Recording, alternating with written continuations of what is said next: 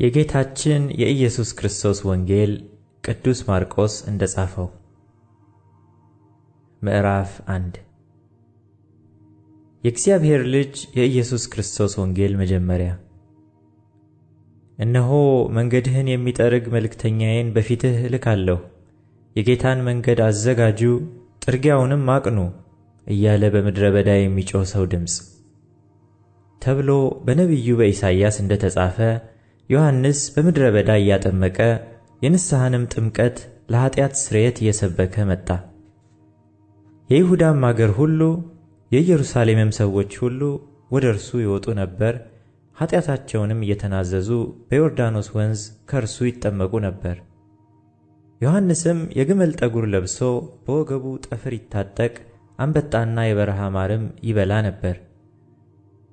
ተጎንብሼ የጫማውን ጠፍር መፍታት የማይገባኝ ከኔ የሚበረታ በኋላዬ ይመጣል። እኔ በውሃ አጠምቃችኋለሁ፣ እርሱ ግን በመንፈስ ቅዱስ ያጠምቃችኋል እያለ ይሰብክ ነበር። በዚያ ወራትም ኢየሱስ ከገሊላ ናዝሬት መጥቶ ከዮሐንስ በዮርዳኖስ ወንዝ ተጠመቀ።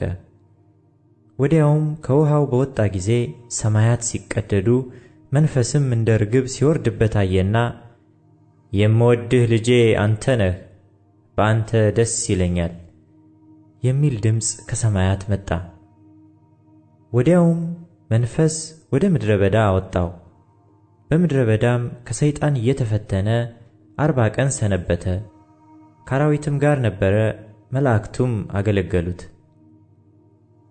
ዮሐንስም አልፎ ከተሰጠ በኋላ ኢየሱስ የእግዚአብሔርን መንግሥት ወንጌል እየሰበከና ዘመኑ ተፈጸመ፣ የእግዚአብሔርም መንግሥት ቀርባለች፣ ንስሐ ግቡ፣ በወንጌልም እመኑ እያለ ወደ ገሊላ መጣ። በገሊላ ባሕርም አጠገብ ሲያልፍ ስምዖንን ወንድሙንም እንድርያስን መረባቸውን ወደ ባሕር ሲጥሉ አየ፣ ዓሣ አጥማጆች ነበሩና። ኢየሱስም በኋላዬ ኑና ሰዎችን አጥማጆች እንድትሆኑ አደርጋችኋለሁ አላቸው። ወዲያውም መረባቸውን ትተው ተከተሉት። ከዚያም ጥቂት እልፍ ብሎ የዘብዴዎስን ልጅ ያዕቆብን ወንድሙንም ዮሐንስን ደግሞ በታንኳ ላይ መረባቸውን ሲያበጁ አየ። ወዲያውም ጠራቸው። አባታቸውንም ዘብዴዎስን ከሞያተኞቹ ጋር በታንኳ ላይ ትተው ተከትለውት ሄዱ። ወደ ቅፍርናሆምም ገቡ። ወዲያውም በሰንበት ወደ ምኵራብ ገብቶ አስተማረ። እንደ ባለሥልጣን ያስተምራቸው ነበር እንጂ እንደ ጻፎች አይደለምና በትምህርቱ ተገረሙ። በዚያን ጊዜም በምኵራባቸው ርኩስ መንፈስ ያለው ሰው ነበረ። እርሱም የናዝሬቱ ኢየሱስ ሆይ ካንተ ጋር ምን አለን? ልታጠፋን መጣህን? ማን እንደሆንህ አውቄሃለሁ፣ የእግዚአብሔር ቅዱስ ብሎ ጮኸ። ኢየሱስም ዝም በል ከእርሱም ውጣ ብሎ ገሠጸው። ርኩሱም መንፈስ አንፈራገጠውና በታላቅ ድምፅ ጮኾ ከእርሱ ወጣ። ሁሉም ይህ ምንድር ነው? በሥልጣን ርኩሳን መናፍስትን ያዝዛል፣ እነርሱም ይታዘዙታልና ይህ አዲስ ትምህርት ምንድር ነው ብለው እስኪጠያየቁ ድረስ አደነቁ። ዝናውም ወዲያው በየስፍራው ወደ ገሊላ ዙሪያ ሁሉ ወጣ። ወዲያውም ከምኵራብ ወጥቶ ከያዕቆብና ከዮሐንስ ጋር ወደ ስምዖንና ወደ እንድርያስ ቤት ገባ። የስምዖንም አማት በንዳድ ታማ ተኝታ ነበር። ስለ እርሷም ወዲያው ነገሩት። ቀርቦም እጇን ይዞ አስነሳት። ንዳዱም ወዲያው ለቀቃትና አገለገለቻቸው። ፀሐይም ገብቶ በመሸ ጊዜ የታመሙትንና አጋንንት ያደረባቸውን ሁሉ ወደ እርሱ አመጡ። ከተማይቱም ሁላ በደጅ ተሰብስባ ነበር። በልዩ ልዩ ደዌም የታመሙትን ብዙዎችን ፈወሰ፣ ብዙዎችንም አጋንንት አወጣ። አጋንንትም ክርስቶስ መሆኑን አውቀው ነበርና ሊናገሩ አልፈቀደላቸውም። ማለዳም ተነስቶ ገና ሌሊት ሳለ ወጣ፣ ወደ ምድረ በዳም ሄዶ በዚያ ጸለየ። ስምዖንና ከእርሱ ጋር የነበሩትም ገስግሰው ተከተሉት። ባገኙትም ጊዜ ሁሉ ይፈልጉሃል አሉት። እርሱም በዚያ ደግሞ ልሰብክ ወደ ሌላ ስፍራ በቅርብ ወዳሉ መንደሮች እንሂድ፣ ስለዚህ ወጥቻለሁና አላቸው። በምኵራባቸውም እየሰበከ አጋንንትንም እያወጣ ወደ ገሊላ ሁሉ መጣ። ለምጻምም ወደ እርሱ መጥቶ ተንበረከከና ብትወድስ ልታነጻኝ ትችላለህ ብሎ ለመነው። ኢየሱስም አዘነለት፣ እጁንም ዘርግቶ ዳሰሰውና እወዳለሁ፣ ንጻ አለው። በተናገረም ጊዜ ለምጹ ወዲያው ለቀቀውና ነጻ። በብርቱም ተናግሮ ወዲያው አወጣው። ለማንም አንዳች እንዳትናገር ተጠንቀቅ፣ ነገር ግን ሄደህ ራስህን ለካህን አሳይ፣ ለእነርሱም ምስክር እንዲሆን ስለ መንጻትህ ሙሴ ያዘዘውን አቅርብ አለው። እርሱ ግን ሲወጣ ብዙ ሊሰብክና ነገሩን ሊያወራ ጀመረ። ስለዚህም ኢየሱስ ተገልጦ ወደ ከተማ መግባት ወደፊት ተሳነው። ነገር ግን በውጭ በምድረ በዳ ይኖር ነበር። ከየስፍራውም ወደ እርሱ ይመጡ ነበር።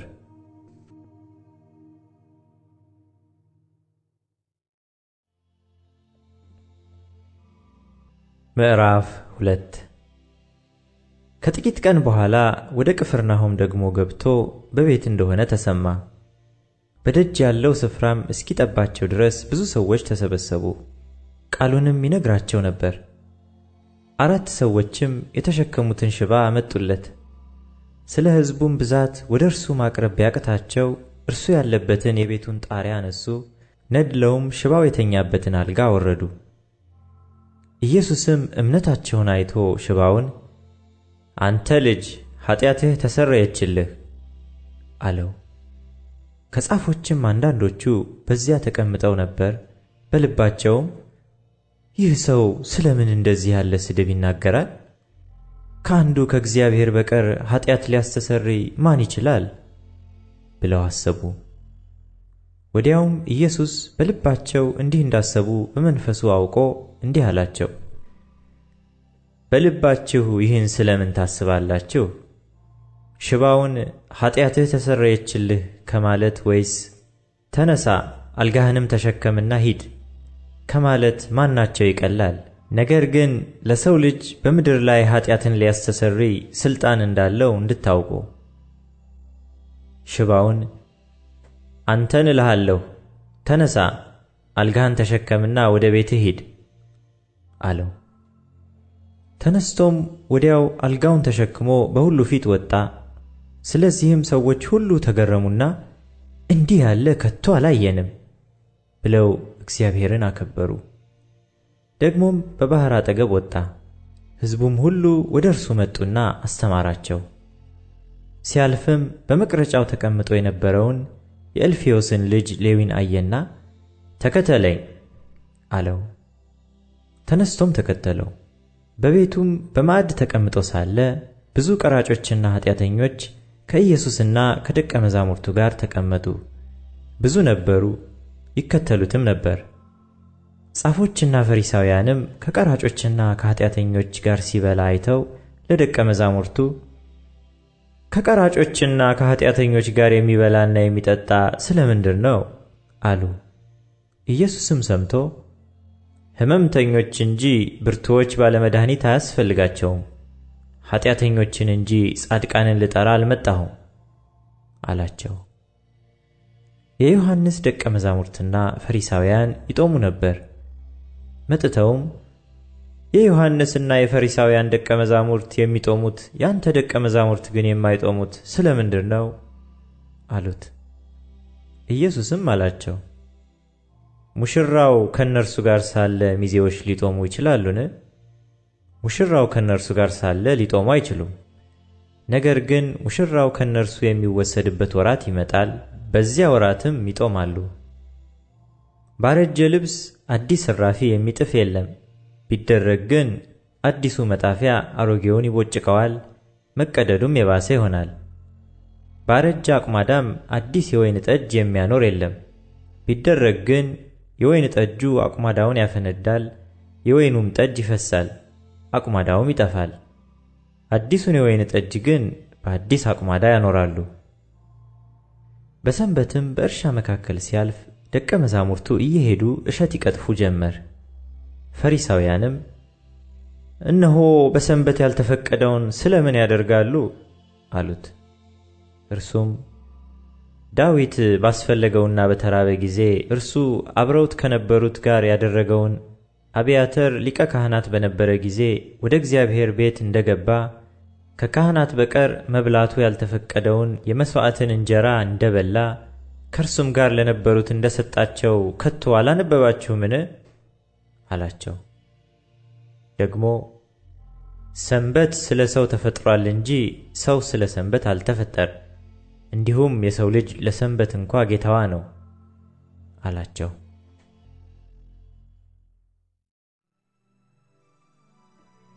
ምዕራፍ 3 ደግሞም ወደ ምኵራብ ገባ። በዚያም እጁ የሰለለች ሰው ነበረ። ሊከሱትም በሰንበት ይፈውሰው እንደሆነ ይጠባበቁት ነበር። እጁ የሰለለችውንም ሰው ተነስተህ ወደ መካከል ና አለው። በሰንበት በጎ ማድረግ ተፈቅዶአልን ወይስ ክፉ? ነፍስ ማዳንን ወይስ መግደል? አላቸው። እነርሱም ዝም አሉ። ስለ ልባቸውም ድንዛዜ አዝኖ ዙሪያውን እየተመለከተ በቁጣ አያቸው። ሰውየውንም እጅህን ዘርጋ አለው። ዘረጋትም፣ እጁም ዳነች። ፈሪሳውያንም ወጥተው ወዲያው እንዴት አድርገው እንዲያጠፉት ከሄሮድስ ወገን ጋር ተማከሩበት። ኢየሱስም ከደቀ መዛሙርቱ ጋር ወደ ባሕር ፈቀቅ አለ። ከገሊላ የመጡም ብዙ ሰዎች ተከተሉት። እንዴት ትልቅ ነገርም እንዳደረገው ሰምተው ብዙ ሰዎች ከይሁዳ ከኢየሩሳሌምም ከኤዶምያስም ከዮርዳኖስ ማዶም ከጢሮስና ከሲዶና ምድርም ወደ እርሱ መጡ። ሰዎቹም እንዳያጋፉት ታንኳን ያቆዩለት ዘንድ ደቀ መዛሙርቱን አዘዛቸው። ብዙ ሰዎችን አድኖ ነበርና፣ ስለዚህም ሥቃይ ያለባቸው ሁሉ እንዲዳስሱት ይወድቁበት ነበር። ርኩሳን መናፍስትም ባዩት ጊዜ በፊቱ ተደፍተው አንተ የእግዚአብሔር ልጅ ነህ እያሉ ጮኹ። እንዳይገልጡትም በጣም አዘዛቸው። ወደ ተራራም ወጣ። ራሱም የወደዳቸውን ወደ እርሱ ጠራ። ወደ እርሱም ሄዱ። ከእርሱም ጋር እንዲኖሩና ለመስበክ እንዲልካቸው ድውዮችንም ሊፈውሱ አጋንንትንም ሊያወጡ ሥልጣን ይሆንላቸው ዘንድ 12 አደረገ። ስምዖንንም ጴጥሮስ ብሎ ሰየመው። የዘብዴዎስንም ልጅ ያዕቆብን፣ የያዕቆብንም ወንድም ዮሐንስን ቦአኔርጌስ ብሎ ሰየማቸው። የነጎድጓድ ልጆች ማለት ነው። እንድርያስንም፣ ፊልጶስንም፣ በርተሎሜዎስንም፣ ማቴዎስንም፣ ቶማስንም፣ የእልፍዮስን ልጅ ያዕቆብንም፣ ታዴዎስንም፣ ቀነናዊውንም ስምዖንን፣ አሳልፎ የሰጠውንም ያስቆሮቱን ይሁዳን። ወደ ቤትም መጡ። እንጀራም መብላት እንኳ እስኪሳናቸው ድረስ እንደገና ብዙ ሰዎች ተሰበሰቡ። ዘመዶቹም ሰምተው አበደ ብለዋልና ሊይዙት ወጡ። ከኢየሩሳሌም የወረዱ ጻፎችም ብዔልዜቡል አለበት፣ ደግሞ በአጋንንት አለቃ አጋንንትን ያወጣል ብለው ተናገሩ። እነርሱንም ወደ እርሱ ጠርቶ በምሳሌ አላቸው። ሰይጣን ሰይጣንን ሊያወጣው እንዴት ይችላል? መንግሥትም እርስ በርሷ ከተለያየች ያች መንግሥት ልትቆም አትችልም። ቤትም እርስ በርሱ ከተለያየ ያ ቤት ሊቆም አይችልም። ሰይጣንም ራሱን ተቃውሞ ከተለያየ መጨረሻ ይሆንበታል እንጂ ሊቆም አይችልም። ነገር ግን አስቀድሞ ኃይለኛውን ሳያስር ወደ ኃይለኛው ቤት ገብቶ ዕቃውን ሊበዘብዝ የሚችል የለም። ከዚያም ወዲያ ቤቱን ይበዘብዛል። እውነት እላችኋለሁ፣ ለሰው ልጆች ኃጢአት ሁሉ የሚሳደቡትም ስድብ ሁሉ ይሰረይላቸዋል። በመንፈስ ቅዱስ ላይ የሚሳደብ ሁሉ ግን የዘላለም ኃጢአት ዕዳ ይሆንበታል እንጂ ለዘላለም አይሰረይለትም፣ ርኩስ መንፈስ አለበት ይሉ ነበርና። እናቱና ወንድሞቹም መጡ። በውጭም ቆመው ወደ እርሱ ልከው አስጠሩት። ብዙ ሰዎችም በዙሪያው ተቀምጠው ነበሩና እነሆ እናትህ ወንድሞችህም በውጭ ቆመው ይፈልጉሃል አሉት። መልሶም እናቴ ማን ናት? ወንድሞቼስ እነማን ናቸው? አላቸው። በዙሪያው ተቀምጠው ወደ ነበሩትም ተመለከተና እነሆ እናቴ ወንድሞቼም፣ የእግዚአብሔርን ፈቃድ የሚያደርግ ሁሉ እርሱ ወንድሜ ነው፣ እህቴም እናቴም አለ።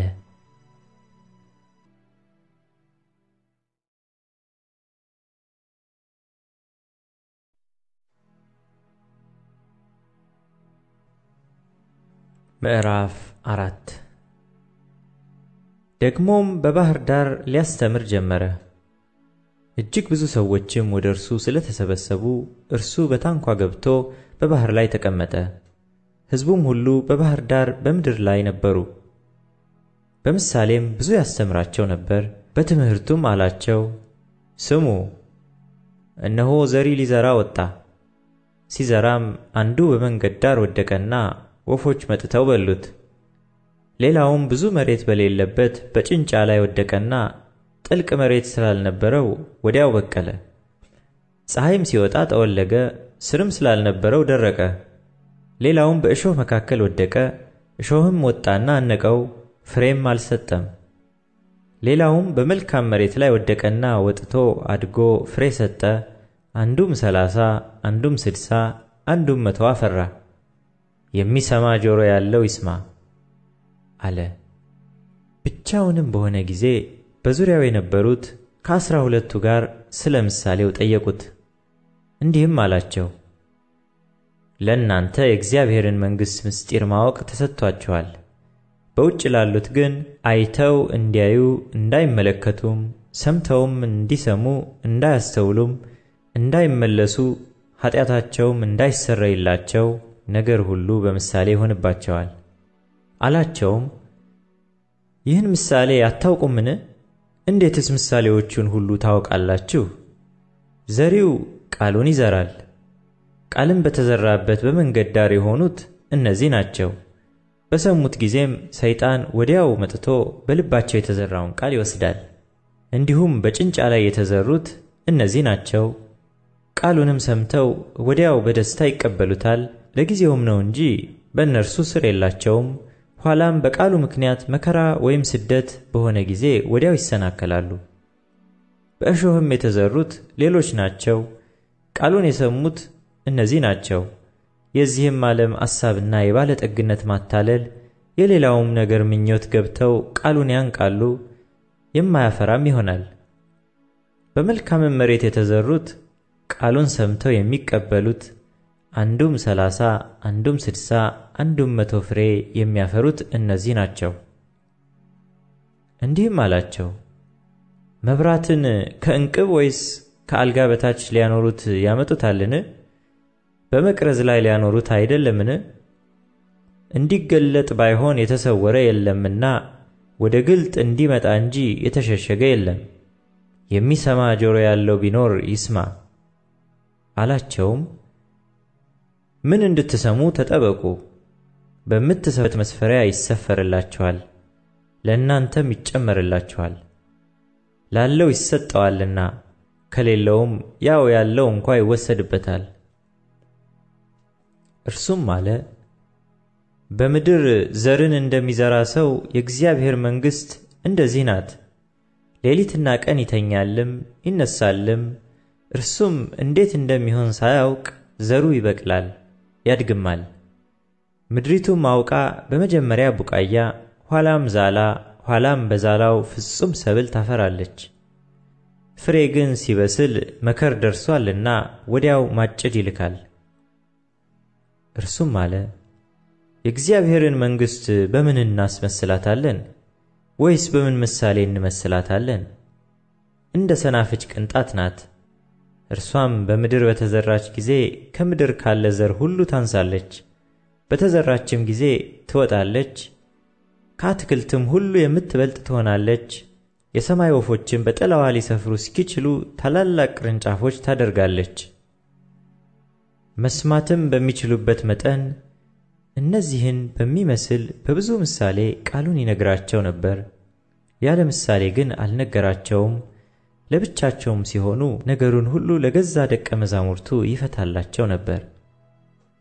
በዚያም ቀን በመሸ ጊዜ ወደ ማዶ እንሻገር አላቸው። ሕዝቡንም ትተው በታንኳ እንዲያው ወሰዱት። ሌሎች ታንኳዎችም ከእርሱ ጋር ነበሩ።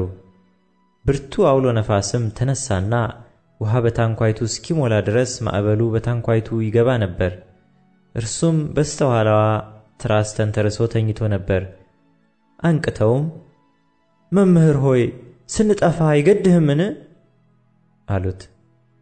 ነቅቶም ነፋሱን ገሰጸው፣ ባህሩንም ዝም በል ጸጥ በል አለው። ነፋሱም ተወ፣ ታላቅ ጸጥታም ሆነ። እንዲህ የምትፈሩ ስለምን ነው? እንዴትስ እምነት የላችሁም? አላቸው። እጅግም ፈሩና እንግዲህ ነፋስም ባህርም የሚታዘዙለት ይህ ማን ነው? ተባባሉ።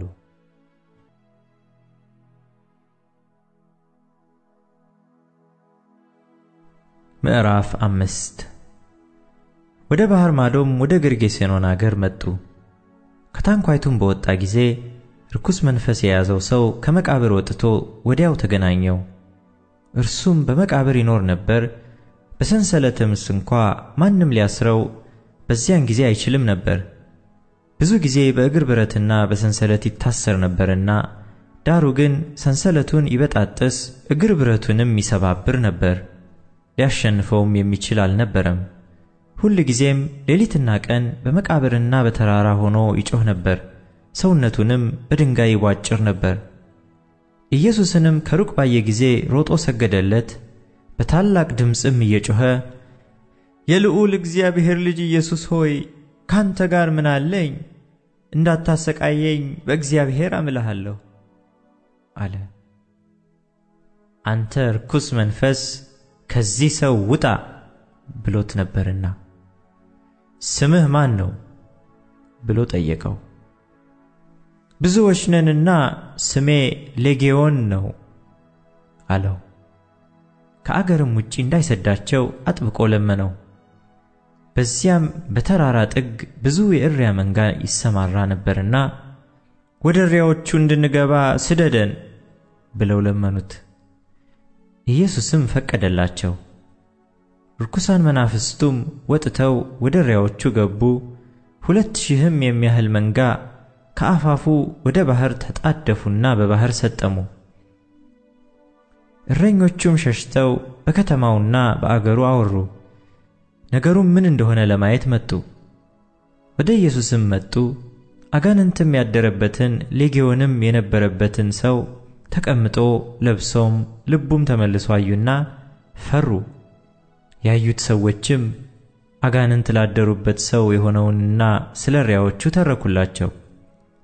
ከአገራቸውም እንዲሄድላቸው ይለምኑት ጀመር። ወደ ታንኳይቱም በገባ ጊዜ አጋንንት አድረውበት የነበረው ሰው ከእርሱ ጋር እንዲኖር ለመነው።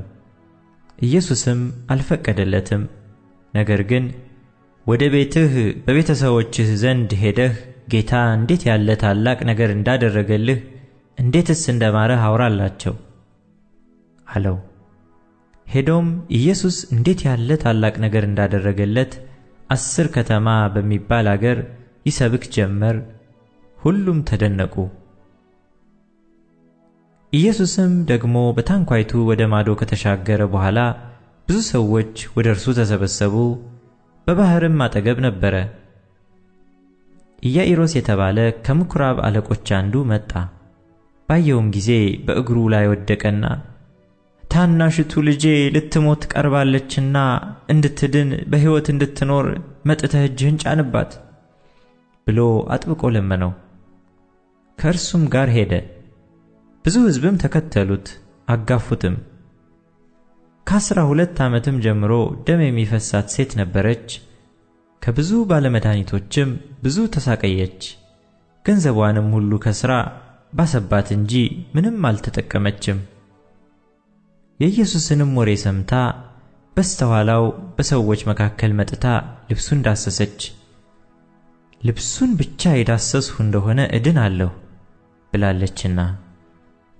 ወዲያውም የደሟ ምንጭ ደረቀ፣ ከስቃይዋም እንደዳነች በሰውነቷ አወቀች። ወዲያውም ኢየሱስ ከእርሱ ኃይል እንደወጣ በገዛ ራሱ አውቆ በሕዝቡ መካከል ዘወር ብሎ ልብሴን የዳሰሰ ማን ነው አለ። ደቀ መዛሙርቱም ሕዝቡ ሲያጋፉህ እያየህ ማን ዳሰሰኝ ትላለህን አሉት። ይህንም ያደረገችውን ለማየት ዘወር ብሎ ይመለከት ነበር። ሴቲቱ ግን የተደረገላትን ስላወቀች እየፈራች እየተንቀጠቀጠችም መጥታ በፊቱ ተደፋች። እውነቱንም ሁሉ ነገረችው። እርሱም ልጄ ሆይ እምነትሽ አድኖሻል፣ በሰላም ሂጂ፣ ከስቃይሽም ተፈወሽ አላት። እርሷ ሲናገር ከምኵራብ አለቃው ቤት ዘንድ የመጡት ልጅህ ሞታለች፣ ስለምን መምህሩን አሁን ታደክመዋለህ አሉት። ኢየሱስ ግን የተናገሩትን ቃል አድምጦ ለምኵራቡ አለቃ እመን ብቻ እንጂ አትፍራ አለው። ከጴጥሮስም ከያዕቆብም ወንድም ከዮሐንስ በቀር ማንም እንዲከተለው አልፈቀደም። ወደ ምኵራቡ አለቃ ቤትም መጥቶ ሰዎች ሲንጫጩና ሲያለቅሱ ዋይታም ሲያበዙ አየ። ገብቶም ስለምን ትንጫጫላችሁ ታለቅሳላችሁም? ብላቴናይቱ ተኝታለች እንጂ አልሞተችም አላቸው። በጣምም ሳቁበት። እርሱ ግን ሁሉን አስወጥቶ የብላቴናይቱን አባትና እናትም ከእርሱ ጋር የነበሩትንም ይዞ ብላቴናይቱ ወዳለችበት ገባ። የብላቴናይቱንም እጅ ይዞ ጣሊታ ቁሚ አላት። ፍቺውም አንቺ ብላቴና ተነሽ እልሻለሁ ነው። ብላቴናይቱም የ12 ዓመት ልጅ ነበረችና ወዲያው ቆማ ተመላለሰች። ወዲያውም ታላቅ መገረም ተገረሙ። ይህንም ማንም እንዳያውቅ አጥብቆ አዟቸው የምትበላውን ስጧት አላቸው።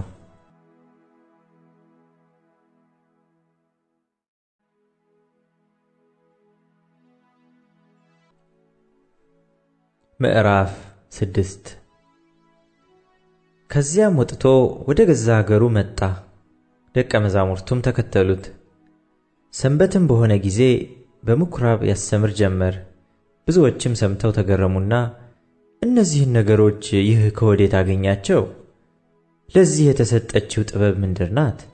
በእጁም የሚደረጉ እንደነዚህ ያሉ ተአምራት ምንድር ናቸው? ይህስ ጸራቢው የማርያም ልጅ የያዕቆብም የዮሳም የይሁዳም የስምዖንም ወንድም አይደለምን? እህቶቹስ በዚህ በእኛ ዘንድ አይደሉምን? አሉ። ይሰናከሉበትም ነበር። ኢየሱስም ነቢይ ከገዛ አገሩና ከገዛ ዘመዶቹ ከገዛ ቤቱም በቀር ሳይከበር አይቀርም አላቸው። በዚያም በጥቂቶች ድውዮች ላይ እጁን ጭኖ ከመፈወስ በቀር ተአምር ሊያደርግ ምንም አልቻለም። ስላለማመናቸውም ተደነቀ። በመንደሮችም እያስተማረ ይዞር ነበር። 12ቱንም ወደ እርሱ ጠራ፣ ሁለት ሁለቱንም ይልካቸው ጀመር። በርኩሳን መናፍስትም ላይ ሥልጣን ሰጣቸው። ለመንገድም ከበትር በቀር እንጀራም ቢሆን ከረጢትም ቢሆን ማኅለቅም በመቀነታቸው ቢሆን እንዳይይዙ አዘዛቸው። በእግራችሁ ጫማ አድርጉ እንጂ 2 እጀ ጠባብ አትልበሱ አለ። በማናቸውም ስፍራ ወደ ቤት ብትገቡ ከዚያ እስክትወጡ ድረስ በዚያው ተቀመጡ። ከማይቀበሏችሁና ከማይሰሟችሁ ስፍራ ሁሉ ከዚያ ወጥታችሁ ምስክር የሆነባቸው ዘንድ ከእግራችሁ በታች ያለውን ትቢያ አራግፉ። እውነት እላችኋለሁ ከዚያች ከተማ ይልቅ ለሰዶምና ለገሞራ በፍርድ ቀን ይቀልላቸዋል አላቸው። ወጥተውም ንስሐ እንዲገቡ ሰበኩ። ብዙ አጋንንትንም አወጡ። ብዙ ድውዮችንም ዘይት እየቀቡ ፈወሷቸው። ስሙም ተገልጧልና ንጉሡ ሄሮድስ በሰማ ጊዜ መጥምቁ ዮሐንስ ከሙታን ተነስቷል፣ ስለዚህም ኃይል በርሱ ይደረጋል አለ። ሌሎችም ኤልያስ ነው አሉ። ሌሎችም ከነቢያት እንደ አንዱ ነቢይ ነው አሉ። ሄሮድስ ግን ሰምቶ እኔ ራሱን ያስቆረጥሁት ዮሐንስ ይህ ነው፣ እርሱ ከሙታን ተነስቷል አለ። ሄሮድስ የወንድሙን የፊልጶስን ሚስት ሄሮድያዳን አግብቶ ነበርና በእርሷ ምክንያት ራሱ ልኮ ዮሐንስን አስይዞ በወህኒ አሳስሮት ነበር። ዮሐንስ ሄሮድስን የወንድምህ ሚስት ለአንተ ልትሆን አልተፈቀደም ይለው ነበርና፣ ሄሮድያዳ ግን ተቃውማው ልትገድለው ትፈልግ ነበር፣ አልቻለችም። ሄሮድስ ዮሐንስ ጻድቅና ቅዱስ ሰው እንደሆነ አውቆ ይፈራውና ይጠባበቀው ነበር። እርሱንም ሰምቶ በብዙ ነገር ያመነታ ነበር፣ በደስታም ይሰማው ነበር። ሄሮድስም በተወለደበት ቀን ለመኳንንቱና ለሻለቆቹ ለገሊላም ሹማምንት ግብር ባደረገ ጊዜ ምቹ ቀን ሆነላትና የሄሮድያዳ ልጅ ገብታ ስትዘፍን ሄሮድስንና ከእርሱ ጋር የተቀመጡትን ደስ አሰኘቻቸው። ንጉሡም ብላቴናይቱን የምትወጂውን ሁሉ ለምኝኝ እሰጥሽማለሁ አላት። የመንግሥቴ እኩሌታስ እንኳ ቢሆን የምትለምኚውን ሁሉ እሰጥሻለሁ ብሎ ማለላት። ወጥታም ለእናቷ ምን ልለምነው አለች። እርሷም የመጥምቁን የዮሐንስን ራስ አለች። ወዲያውም ፈጥና ወደ ንጉሡ ገብታ የመጥምቁን የዮሐንስን ራስ በወጭት አሁን ልትሰጠኝ እወዳለሁ ብላ ለመነችው። ንጉሡም እጅግ አዝኖ ስለ መሐላው ከእርሱም ጋር ስለ ተቀመጡት ሊነሳት አልወደደም። ወዲያውም ንጉሡ ባለ ወግ ልኮ ራሱን እንዲያመጣ አዘዘው። ሄዶም በወህኒ ራሱን ቆረጠ። ራሱንም በወጭት አምጥቶ ለብላቴናይቱ ሰጣት። ብላቴናይቱም ለእናቷ ሰጠች። ደቀ መዛሙርቱም ሰምተው መጡ፣ በድኑንም ወስደው ቀበሩት። ሐዋርያትም ወደ ኢየሱስ ተሰብስበው ያደረጉትንና ያስተማሩትን ሁሉ ነገሩት። እናንተ ራሳችሁ ብቻችሁን ወደ ምድረ በዳ ኑና ጥቂት ረፉ አላቸው። የሚመጡና የሚሄዱ ብዙዎች ነበሩና ለመብላት እንኳ ጊዜ አጡ። በታንኳም ብቻቸውን ወደ ምድረ በዳ ሄዱ። ሰዎችም ሲሄዱ አዩአቸው። ብዙዎችም አወቋቸውና ከከተሞች ሁሉ በእግር እየሮጡ ወዲያው ቀደሟቸው፣ ወደ እርሱም ተሰበሰቡ። ኢየሱስም ወጥቶ ብዙ ሕዝብ አየና እረኛ እንደሌላቸው በጎች ስለነበሩ አዘነላቸው። ብዙም ነገር ያስተምራቸው ጀመር። በዚያን ጊዜም ብዙ ሰዓት ካለፈ በኋላ ደቀ መዛሙርቱ ወደ እርሱ ቀርበው ቦታው ምድረ በዳ ነው፣ አሁንም መሽቷል፣ የሚበሉት የላቸውምና በዙሪያ ወዳሉ ገጠሮችና መንደሮች ሄደው እንጀራ ለራሳቸው እንዲገዙ አሰናብታቸው አሉት። እርሱ ግን መልሶ እናንተ የሚበሉትን ስጧቸው አላቸው። ሄደን እንጀራ በ200 ዲናር እንግዛላቸውን?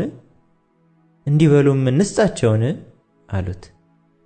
እርሱም ስንት እንጀራ አላችሁ? ሂዱና እዩ አላቸው። ባወቁም ጊዜ 5 2 ዓሣ አሉት። ሁሉንም በየክፍሉ በለመለመ ሳር ላይ እንዲያስቀምጧቸው አዘዛቸው። 100 50 እየሆኑ በተራ በተራ ተቀመጡ። 5ቱንም እንጀራ 2ቱንም ዓሣ ይዞ ወደ ሰማይ አሻቅቦ አየና ባረከ። እንጀራውንም ቆርሶ እንዲያቀርቡላቸው ለደቀ መዛሙርቱ ሰጠ። 2ቱንም ዓሣ ደግሞ ለሁሉ ከፈለ። ሁሉም በልተው ጠገቡ። ከቁርስራሹም 12 መሶብ የሞላ አነሱ፣ ከዓሣውም ደግሞ። እንጀራውንም የበሉት ወንዶቹ 5000 ነበሩ። ወዲያውም ሕዝቡን ሲያሰናብት ሳለ ደቀ መዛሙርቱ በታንኳ ገብተው ወደ ማዶ ወደ ቤተ ሳይዳ እንዲቀድሙት ግድ አላቸው። ካሰናበታቸውም በኋላ ሊጸልይ ወደ ተራራ ወጣ። በመሸም ጊዜ ታንኳይቱ በባህር መካከል ሳለች እርሱ ብቻውን በምድር ላይ ነበረ። ነፋስ ከወደፊታቸው ነበረና እየቀዘፉ ሲጨነቁ አይቶ ከሌሊቱ በአራተኛው ክፍል በባህር ላይ እየሄደ ወደ እነርሱ መጣ። ሊያልፋቸውም ይወድ ነበር። እነርሱ ግን በባህር ላይ ሲሄድ ባዩት ጊዜ ምትሃት መሰላቸውና ጮኹ። ሁሉ አይተውታልና ታወኩም። ወዲያውም ተናገራቸውና አይዟችሁ፣ እኔ ነኝ፣ አትፍሩ አላቸው። ወደ እነርሱም ወደ ታንኳይቱ ገባ፣ ነፋሱም ተወ። በራሳቸውም ያለ መጠን እጅግ ተገረሙ። ስለ እንጀራው አላስተዋሉምና፣ ነገር ግን ልባቸው ደንዝዞ ነበር። ተሻግረውም ወደ ምድር ወደ ጌንሴሬት ደረሱ። ታንኳይቱንም አስጠጉ። ከታንኳይቱም ሲወጡ ወዲያው አውቀውት በዚያች አገር ሁሉ ዙሪያ ሮጡና እርሱ እንዳለ ወደ ሰሙበት ስፍራ ሕመምተኞችን በአልጋ ላይ ያመጡ ጀመር። በገባበትም ስፍራ ሁሉ መንደርም ከተማም ገጠርም ቢሆን በገበያ ድውዮችን ያኖሩ ነበር። የልብሱንም ጫፍ እንኳ ሊዳስሱ ይለምኑት ነበር። የዳሰሱትም ሁሉ ዳኑ።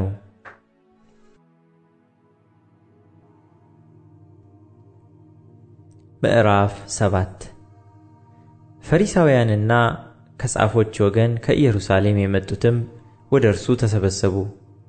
ከደቀ መዛሙርቱም አንዳንድ በርኩስ ማለት ባልታጠበ እጅ እንጀራ ሲበሉ አዩ። ፈሪሳውያንና አይሁድም ሁሉ የሽማግሎችን ወግ ሲጠብቁ እጃቸውን ደህና አድርገው ሳይታጠቡ አይበሉምና ከገበያም ተመልሰው ካልታጠቡ አይበሉም። ጽዋንም ማድጋንም የናስ ዕቃንም አልጋንም እንደማጠብ ሌላ ነገር ሊጠብቁት የተቀበሉት ብዙ አለ። ፈሪሳውያንም ጻፎችም ደቀ መዛሙርትህ እንደ ሽማግሌዎች ወግ ስለምን አይሄዱም? ነገር ግን እጃቸውን ሳይታጠቡ እንጀራ ይበላሉ ብለው ጠየቁት። እርሱ ግን እንዲህ አላቸው፣ ኢሳይያስ ስለ እናንተ ስለ ግብዞች ይህ ሕዝብ በከንፈሩ ያከብረኛል፣ ልቡ ግን ከእኔ በጣም የራቀ ነው። የሰውም ሥርዓት የሆነ ትምህርት እያስተማሩ በከንቱ ያመልኩኛል ተብሎ እንደ ተጻፈ በእውነት ትንቢት ተናገረ። የእግዚአብሔርን ትእዛዝ ትታችሁ ጽዋን ማድጋንም እንደማጠብ የሰውን ወግ ትጠብቃላችሁ። ይህንም የመሰለ ብዙ ሌላ ነገር ታደርጋላችሁ። እንዲህም አላቸው፣ ወጋችሁን ትጠብቁ ዘንድ የእግዚአብሔርን ትእዛዝ እጅግ ንቃችኋል። ሙሴ አባትህንና እናትህን አክብር፣ ደግሞ አባቱን ወይም እናቱን የሰደበ ፈጽሞ ይሙት ብሏልና። እናንተ ግን ትላላችሁ ሰው አባቱን ወይም እናቱን ከኔ የምትጠቀምበት ነገር ሁሉ ቁርባን ማለት መባ ነው ቢል ለአባቱና ለእናቱ ምንም እንኳ ሊያደርግ ወደፊት አትፈቅዱለትም። ባስተላለፋችሁትም ወግ የእግዚአብሔርን ቃል ትሽራላችሁ። እንደዚሁም ይህን የሚመስል ብዙ ነገር ታደርጋላችሁ። ደግሞም ሕዝቡን ጠርቶ ሁላችሁ እኔን ስሙ አስተውሉም። ከሰው የሚወጡት ሰውን የሚያረክሱ ናቸው እንጂ ከሰው ውጪ የሚገባውስ ሊያረክሰው የሚችል ምንም የለም። የሚሰማ ጆሮ ያለው ቢኖር ይስማ አላቸው። ከሕዝቡ ዘንድ ወደ ቤት ከገባ በኋላ ደቀ መዛሙርቱ ምሳሌውን ጠየቁት። እርሱም እናንተ ደግሞ እንደዚህ የማታስተውሉ ናችሁን? ከውጭ ወደ ሰው የሚገባ ሊያረክሰው ምንም እንዳይችል አትመለከቱምን? ወደ ሆድ ገብቶ ወደ እዳሪ ይወጣል እንጂ ወደ ልብ አይገባምና መብልን ሁሉ እያጠራ አላቸው። እርሱም አለ፣ ከሰው የሚወጣው ሰውን የሚያረክስ ያ ነው። ከውስጥ ከሰው ልብ የሚወጣ ክፉ ሐሳብ፣ ዝሙት፣ መስረቅ፣ መግደል፣ ምንዝርነት፣ መጎምጀት፣ ክፋት፣ ተንኮል፣ መዳራት፣ ምቀኝነት፣ ስድብ፣ ትዕቢት፣ ስንፍና ናቸውና ይህ ክፉ ሁሉ ከውስጥ ይወጣል፣ ሰውንም ያረክሰዋል። ከዚያም ተነስቶ ወደ ጢሮስና ወደ ሲዶና አገር ሄደ። ወደ ቤትም ገብቶ ማንም እንዳያውቅበት ወደደ፣ ሊሰወርም አልተቻለውም። ወዲያው ግን ታናሺቱ ልጇ ርኩስ መንፈስ ያደረባት አንዲት ሴት ስለ እርሱ ሰምታ መጣችና በእግሩ ላይ ተደፋች። ሴቲቱም ግሪክ ትውልዷም ሲሮፊኒቃዊት ነበረች። ከልጇ ጋኔን ያወጣላት ዘንድ ለመነችው። ኢየሱስ ግን ልጆቹ በፊት ይጠግቡ ዘንድ ተይ፣ የልጆቹን እንጀራ ይዞ ለቡችሎች መጣል አይገባምና አላት። እርሷም መልሳ አዎን ጌታ ሆይ፣ ቡችሎች እንኳን ከማዕድ በታች ሆነው የልጆችን ፍርፋሪ ይበላሉ አለችው። እርሱም ስለዚህ ቃልሽ ሂጂ፣ ጋኔኑ ከልጅሽ ወጥቷል አላት። ወደ ቤቷም ሄዳ ጋኔኑ ወጥቶ ልጇም በአልጋ ላይ ተኝታ አገኘች። ደግሞም ከጢሮስ አገር ወጥቶ በሲዶና አልፎ 10 ከተማ በሚባል አገር መካከል ወደ ገሊላ ባህር መጣ። ደንቆሮና ኮልታፋም የሆነ ሰው ወደ እርሱ አመጡ፣ እጁንም ይጭንበት ዘንድ ለመኑት። ከሕዝቡም ለይቶ ለብቻው ወሰደው፣ ጣቶቹንም በጆሮቹ አገባ፣ እንትፍም ብሎ መላሱን ዳሰሰ። ወደ ሰማይም አሻቅቦ አይቶ ቃተተና ኤፍታህ አለው። እርሱም ተከፈት ማለት ነው። ወዲያውም ጆሮቹ ተከፈቱ፣ የመላሱም እስራት ተፈታ። አጥርቶም ተናገረ። ለማንም አትንገሩ፣ ብሎ አዘዛቸው። እነርሱ ግን ባዘዛቸው መጠን ይልቅ እጅግ አወሩት። ያለ መጠንም ተገረሙና ሁሉን ደህና አድርጓል፣ ደንቆሮችም እንዲሰሙ ዲዳዎችም እንዲናገሩ ያደርጋል አሉ።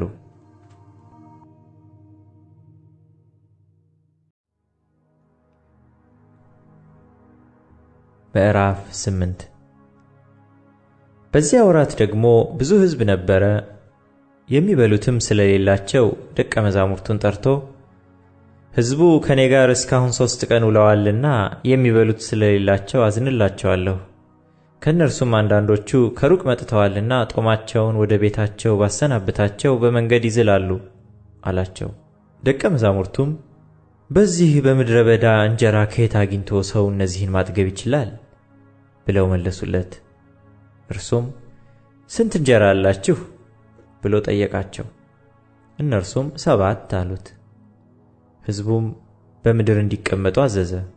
7ቱንም እንጀራ ይዞ አመሰገነ፣ ቆርሶም እንዲያቀርቡላቸው ለደቀ መዛሙርቱ ሰጠ፣ ለሕዝቡም አቀረቡ።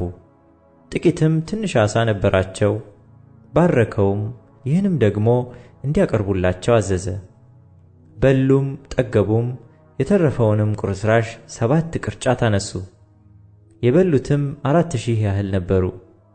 አሰናበታቸውም። ወዲያውም ከደቀ መዛሙርቱ ጋር ወደ ታንኳይቱ ገብቶ ወደ ዳልማኑታ አገር መጣ። ፈሪሳውያንም ወጡና ሊፈትኑት ከሰማይ ምልክት ከእርሱ ፈልገው ከእርሱ ጋር ይከራከሩ ጀመር። በመንፈሱም እጅግ ቃተተና ይህ ትውልድ ስለምን ምልክት ይፈልጋል? እውነት እላችኋለሁ ለዚህ ትውልድ ምልክት አይሰጠውም አለ። ትቷቸውም እንደገና ወደ ታንኳይቱ ገብቶ ወደ ማዶ ሄደ። እንጀራ መያዝም ረሱ። ለእነርሱም ከአንድ እንጀራ በቀር በታንኳይቱ አልነበራቸውም። እርሱም ተጠንቀቁ፣ ከፈሪሳውያንና ከሄሮድስ እርሾ ተጠበቁ ብሎ አዘዛቸው። እርስ በርሳቸውም እንጀራ ስለሌለን ይሆናል ብለው ተነጋገሩ። ኢየሱስም አውቆ እንዲህ አላቸው፣ እንጀራ ስለሌላችሁ ስለምን ትነጋገራላችሁ? ገና አልተመለከታችሁምን? አላስተዋላችሁምን? ልባችሁስ ደንዝዟልን? ዓይን ሳላችሁ አታዩምን? ጆሮስ ሳላችሁ አትሰሙምን? ትዝስ አይላችሁምን? 5ቱን እንጀራ ለ5000 በቈረስሁ ጊዜ ቁርስራሹ የሞላ ስንት መሶብ አነሳችሁ? እነርሱም 12 አሉት።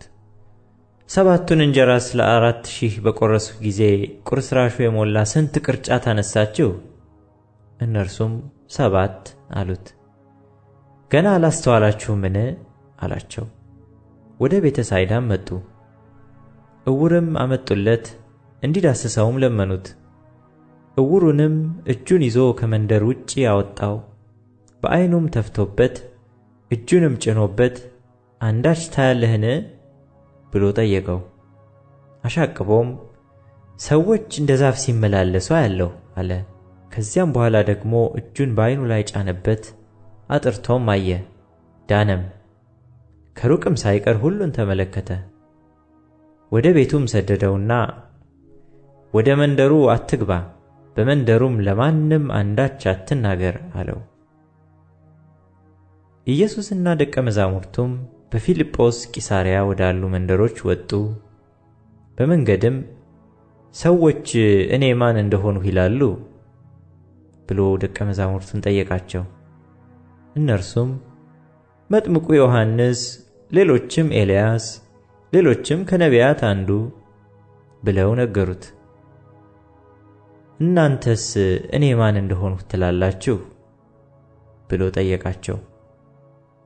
ጴጥሮስም አንተ ክርስቶስ ነህ ብሎ መለሰለት። ስለ እርሱም ለማንም እንዳይናገሩ አዘዛቸው። የሰው ልጅ ብዙ መከራ ሊቀበል ከሽማግሌዎችም ከካህናት አለቆችም ከጻፎችም ሊጣል ሊገደልም ከ3 ቀንም በኋላ ሊነሣ እንዲገባው ያስተምራቸው ጀመር። ቃሉንም ገልጦ ይናገር ነበር። ጴጥሮስም ወደ እርሱ ወስዶ ይገሥጸው ጀመር። እርሱ ግን ዘወር አለ። ደቀ መዛሙርቱንም አይቶ ጴጥሮስን ገሠጸውና ወደ ኋላዬ ሂድ አንተ ሰይጣን፣ የሰውን እንጂ የእግዚአብሔርን ነገር አታስብምና አለው። ሕዝቡንም ከደቀ መዛሙርቱ ጋር ጠርቶ እንዲህ አላቸው፣ በኋላዬ ሊመጣ የሚወድ ቢኖር ራሱን ይካድ፣ መስቀሉንም ተሸክሞ ይከተለኝ። ነፍሱን ሊያድን የሚወድ ሁሉ ያጠፋታልና፣ ስለ እኔና ስለ ወንጌል ነፍሱን የሚያጠፋ ሁሉ ግን ያድናታል። ሰው ዓለምን ሁሉ ቢያተርፍ ነፍሱንም ቢያጎድል ምን ይጠቅመዋል? ሰውስ ስለ ነፍሱ ቤዛ ምን ይሰጣል?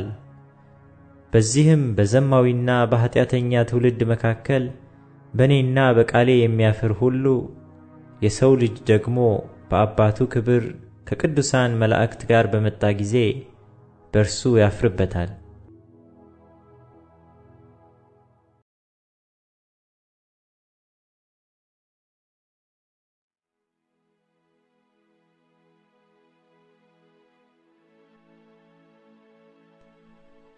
ምዕራፍ 9 እውነት እላችኋለሁ በዚህ ከቆሙት ሰዎች የእግዚአብሔርን መንግሥት በኃይል ስትመጣ እስኪያዩ ድረስ ሞትን የማይቀምሱ አንዳንዶች አሉ አላቸው። ከ6 ቀንም በኋላ ኢየሱስ ጴጥሮስንና ያዕቆብን ዮሐንስንም ይዞ ወደ ረጅም ተራራ ብቻቸውን አወጣቸው። በፊታቸውም ተለወጠ፣ ልብሱም አንጸባረቀ። አጣቢም በምድር ላይ እንደዚያ ሊያነጣው እስከማይችል በጣም ነጭ ሆነ። ኤልያስና ሙሴም ታዩአቸው፣ ከኢየሱስም ጋር ይነጋገሩ ነበር። ጴጥሮስም መልሶ ኢየሱስን መምህር ሆይ በዚህ መሆን ለእኛ መልካም ነውና አንድ ለአንተ አንድም ለሙሴ አንድም ለኤልያስ 3 ዳሶች እንሥራ አለው። እጅግ ስለፈሩ የሚለውን አያውቅም ነበር። ደመናም መጥቶ ጋረዳቸው።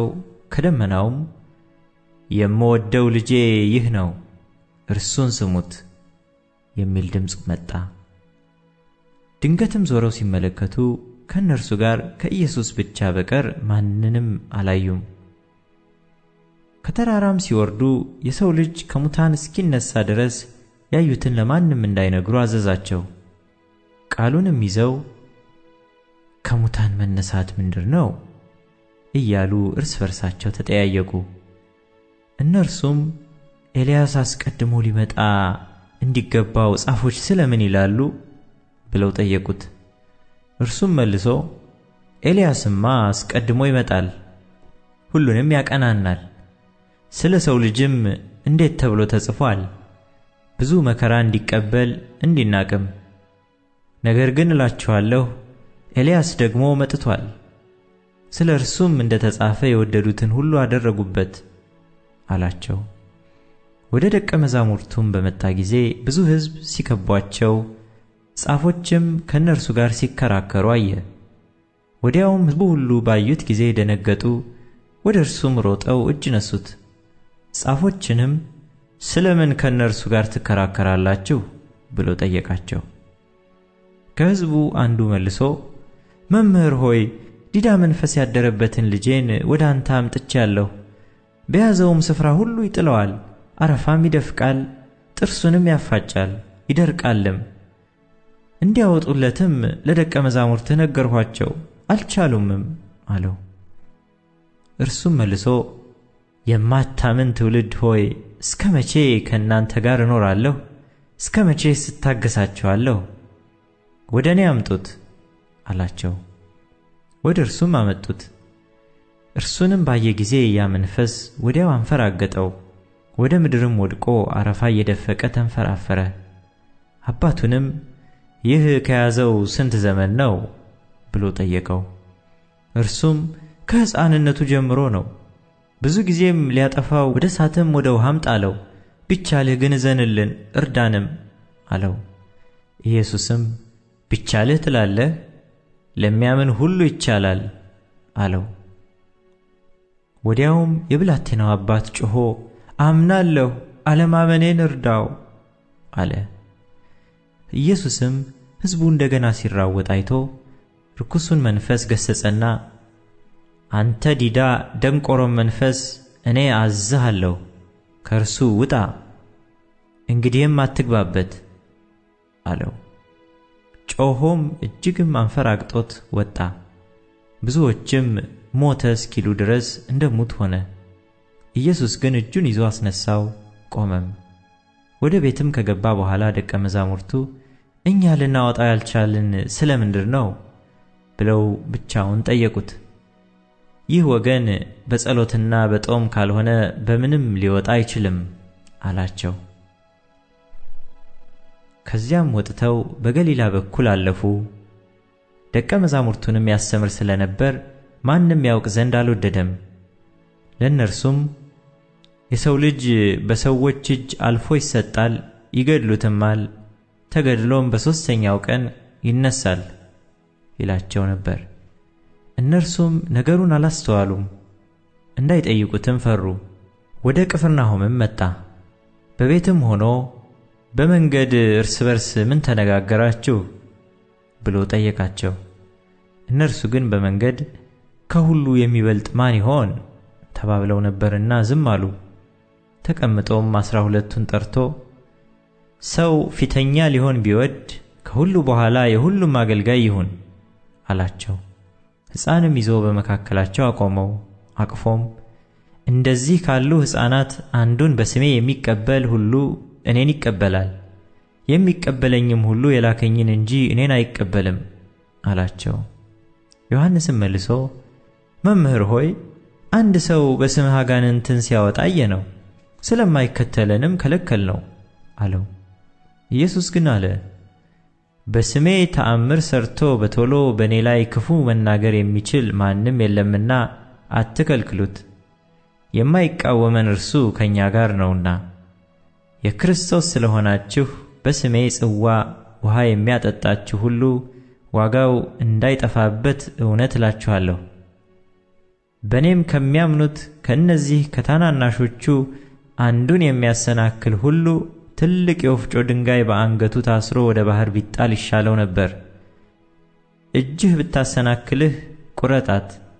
2 እጅ ኖሮህ ትላቸው ወደማይሞትበት እሳቱም ወደማይጠፋበት ወደ ገሃነም ወደማይጠፋ እሳት ከመሄድ ጉንድሽ ሆነህ ወደ ሕይወት መግባት ይሻላል። እግርህ ብታሰናክልህ ቁረጣት። 2 እግር ኖሮህ ትላቸው ወደማይሞትበት እሳቱም ወደማይጠፋበት ወደ ገሃነም ወደማይጠፋ እሳት ከመጣል አንካሳ ሆነህ ወደ ሕይወት መግባት ይሻላል። ዓይንህ ብታሰናክልህ አውጣት። 2 ዓይን ኖሮህ ትላቸው ወደማይሞትበት እሳቱም ወደማይጠፋበት ወደ ገሃነመ እሳት ከመጣል አንዲት ዓይን ኖራህ ወደ እግዚአብሔር መንግሥት መግባት ይሻልሃል። ሰው ሁሉ በእሳት ይቀመማልና መሥዋዕትም ሁሉ በጨው ይቀመማል። ጨው መልካም ነው። ጨው ግን አልጫ ቢሆን በምን ታጣፍጡታላችሁ? በነፍሳችሁ ጨው ይኖርባችሁ፣ እርስ በርሳችሁም ተስማሙ።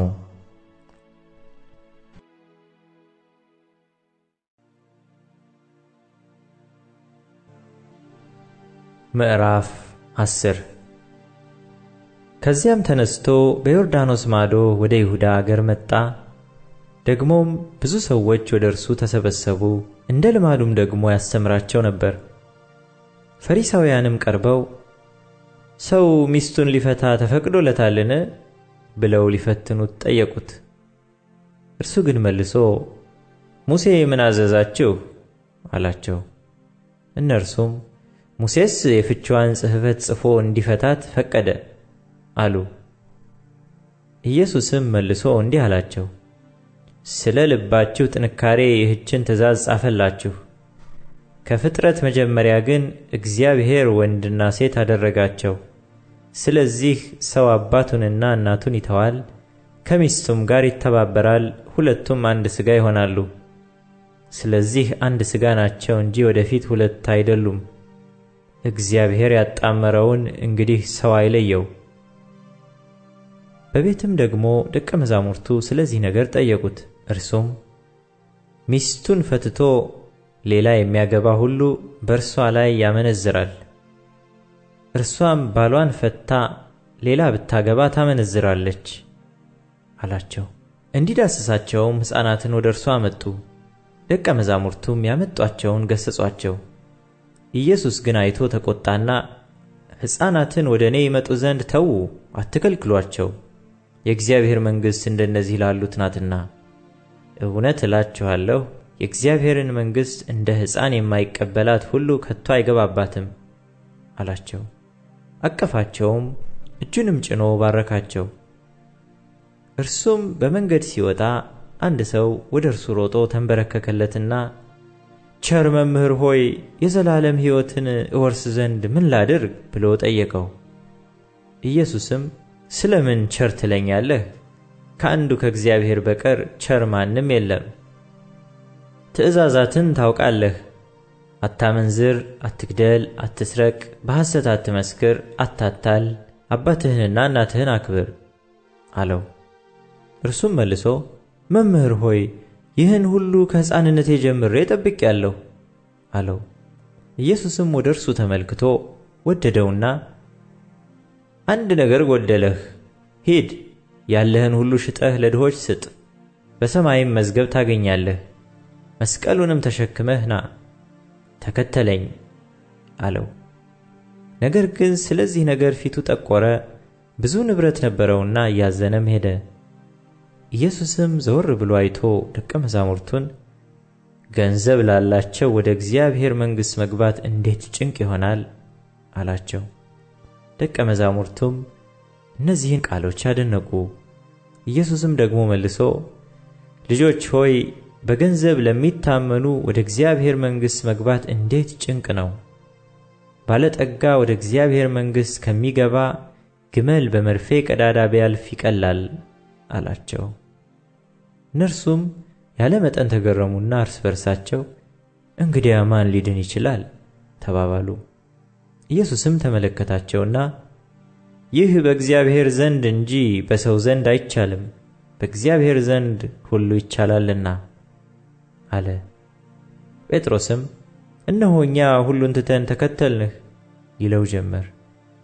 ኢየሱስም መልሶ እንዲህ አለ፣ እውነት እላችኋለሁ ስለ እኔና ስለ ወንጌል ቤትን ወይም ወንድሞችን ወይም እህቶችን ወይም አባትን ወይም እናትን ወይም ሚስትን ወይም ልጆችን ወይም እርሻን የተወ አሁን በዚህ ዘመን ከስደት ጋር ቤቶችን ወንድሞችንም እህቶችንም እናቶችንም ልጆችንም እርሻንም 100 እጥፍ በሚመጣውም ዓለም የዘላለም ሕይወት የማይቀበል ማንም የለም።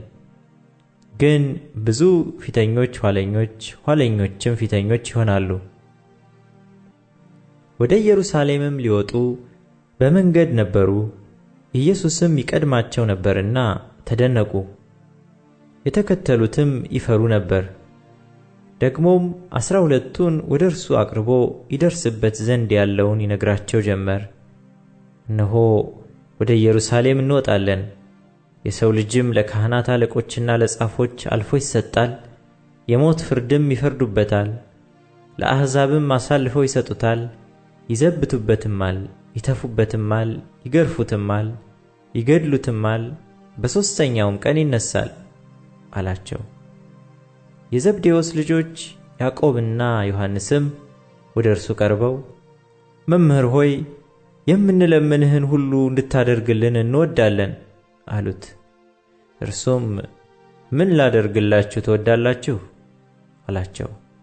እነርሱም በክብርህ ጊዜ አንዳችን በቀኝ አንዳችንም በግራ መቀመጥን ስጠን አሉት።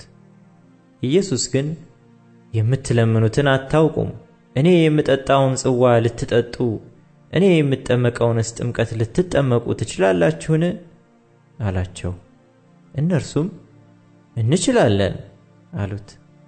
ኢየሱስም እኔ የምጠጣውን ጽዋ ትጠጣላችሁ፣ እኔ የምጠመቀውንም ጥምቀት ትጠመቃላችሁ፣ በቀኝና በግራ መቀመጥ ግን ለተዘጋጀላቸው ነው እንጂ የምሰጥ እኔ አይደለሁም አላቸው። 10ሩም ሰምተው በያዕቆብና በዮሐንስ ይቆጡ ጀመር። ኢየሱስም ወደ እርሱ ጠርቶ እንዲህ አላቸው፣ የአሕዛብ አለቆች ተብሎ የምታስቡት እንዲገዟቸው ታላላቆቻቸውም በላያቸው እንዲሰለጥኑ ታውቃላችሁ። በእናንተስ እንዲህ አይደለም።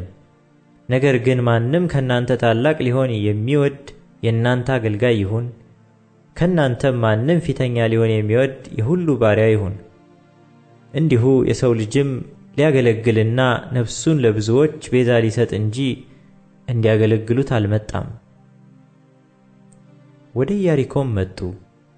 ከደቀ መዛሙርቱና ከብዙ ሕዝብ ጋር ከኢያሪኮ ሲወጣ የጤሜዎስ ልጅ ዕውሩ በርጤሜዎስ እየለመነ በመንገድ ዳር ተቀምጦ ነበር። የናዝሬቱ ኢየሱስም እንደሆነ በሰማ ጊዜ የዳዊት ልጅ ኢየሱስ ሆይ ማረኝ እያለ ይጮህ ጀመር። ብዙዎችም ዝም እንዲል ገሰጹት። እርሱ ግን የዳዊት ልጅ ሆይ ማረኝ እያለ አብዝቶ ጮኸ። ኢየሱስም ቆመና ጥሩት አለ። ዕውሩንም አይዞህ ተነሳ ይጠራሃል ብለው ጠሩት። እርሱም እየዘለለ ተነሳና ልብሱን ጥሎ ወደ ኢየሱስ መጣ። ኢየሱስም መልሶ ምን ላደርግልህ ትወዳለህ አለው። ዕውሩም መምህር ሆይ አይ ዘንድ አለው። ኢየሱስም ሂድ እምነትህ አድኖሃል አለው። ወዲያውም አየ፣ በመንገድም ተከተለው። ምዕራፍ 11 ወደ ኢየሩሳሌምም ከደብረ ዘይት አጠገብ ወዳሉቱ ወደ ቤተ ፋጌና ወደ ቢታንያ በቀረቡ ጊዜ ከደቀ መዛሙርቱ 2ቱን ልኮ በፊታችሁ ወዳለችው መንደር ሂዱ፣ ወዲያውም ወደ እርሷ ገብታችሁ ከሰው ማንም ገና ያልተቀመጠበት ውርንጫ ታስሮ ታገኛላችሁ፣ ፈታችሁ አምጡልኝ። ማንም ስለምን እንዲህ ታደርጋላችሁ ቢላችሁ ለጌታ ያስፈልገዋል በሉት፣ ወዲያውም ደግሞ ወደዚህ ሰደዋል አላቸው። ሄዱም ውርንጫውንም በመንገድ መተላለፊያ በደጅ ውጪ ታስሮ አገኙት፣ ፈቱትም። በዚያም ከቆሙት አንዳንዶቹ ውርንጫውን የምትፈቱት ምን ልታደርጉት ነው አሏቸው። እነርሱም ኢየሱስ እንዳዘዘ አሏቸው። ተዋቸውም። ውርንጫውንም ወደ ኢየሱስ አመጡት፣ ልብሳቸውንም በላዩ ጣሉ፣ ተቀመጠበትም። ብዙ ሰዎችም ልብሳቸውን በመንገድ ላይ ያነጠፉ፣ ሌሎችም ከዛፍ ቅጠሎችን እየቆረጡ ያነጥፉ ነበር። የሚቀድሙትም የሚከተሉትም ሆሳዕና በጌታ ስም የሚመጣ የተባረከ ነው፣ በጌታ ስም የምትመጣ የአባታችን የዳዊት መንግሥት የተባረከች ናት፣ ሆሳዕና በአርያም እያሉ ይጮኹ ነበር። ኢየሱስም ወደ ኢየሩሳሌም ወደ መቅደስ ገባ። ዘወር ብሎም ሁሉን ከተመለከተ በኋላ ጊዜው መሽቶ ስለነበረ ከ12ቱ ጋር ወደ ቢታንያ ወጣ። በማግስቱም ከቢታንያ ሲወጡ ተራበ። ቅጠልም ያላት በለስ ከሩቅ አይቶ ምናልባት አንዳች ይገኝባት እንደሆነ ብሎ መጣ። ነገር ግን የበለስ ወራት አልነበረምና መጥቶ ከቅጠል በቀር ምንም አላገኘባትም። መልሶም ከአሁን ጀምሮ ለዘላለም ማንም ከአንቺ ፍሬ አይብላ አላት። ደቀ መዛሙርቱም ሰሙ። ወደ ኢየሩሳሌምም መጡ። ወደ መቅደስም ገብቶ በመቅደስ የሚሸጡትንና የሚገዙትን ያወጣ ጀመር። የገንዘብ ለዋጮችንም ገበታዎች፣ የርግብ ሻጮችንም ወንበሮች ገለበጠ። ዕቃም ተሸክሞ ማንም በመቅደስ ሊያልፍ አልፈቀደም። አስተማራቸውም። ቤቴ ለአሕዛብ ሁሉ የጸሎት ቤት ትባላለች ተብሎ የተጻፈ አይደለምን? እናንተ ግን የወንበዶች ዋሻ አደረጋችኋት አላቸው። የካህናት አለቆችም ጻፎችም ሰምተው ሕዝቡ ሁሉ በትምህርቱ ይገረሙ ስለነበር ይፈሩት ነበርና እንዴት አድርገው እንዲያጠፉት ፈለጉ።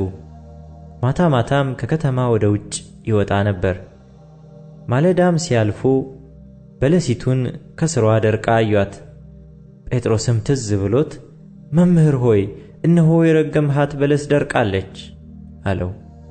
ኢየሱስም መልሶ እንዲህ አላቸው፣ በእግዚአብሔር እመኑ።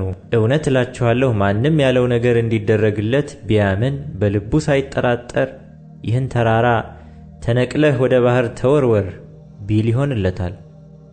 ስለዚህ እላችኋለሁ የጸለያችሁትን የለመናችሁትንም ሁሉ እንዳገኛችሁት እመኑ ይሆንላችሁማል። ለጸሎትም በቆማችሁ ጊዜ በሰማያት ያለው አባታችሁ ደግሞ ኃጢአታችሁን ይቅር እንዲላችሁ በማንም ላይ አንዳች ቢኖርባችሁ ይቅር በሉት። እናንተ ግን ይቅር ባትሉ በሰማያት ያለው አባታችሁም ኃጢአታችሁን ይቅር አይላችሁም። ደግሞም ወደ ኢየሩሳሌም መጡ። እርሱም በመቅደስ ሲመላለስ የካህናት አለቆችና ጻፎች ሽማግሌዎችም ወደ እርሱ መጥተው እነዚህን በምን ሥልጣን ታደርጋለህ? ወይስ እነዚህን ለማድረግ ይህን ሥልጣን ማን ሰጠ? አሉት። ኢየሱስም እኔም አንዲት ነገር ጠይቃችኋለሁ፣ እናንተም መልሱልኝ። እኔም በምን ሥልጣን እነዚህን እንዳደርግ እነግራችኋለሁ። የዮሐንስ ጥምቀት ከሰማይ ነበረችን ወይስ ከሰው? መልሱልኝ አላቸው።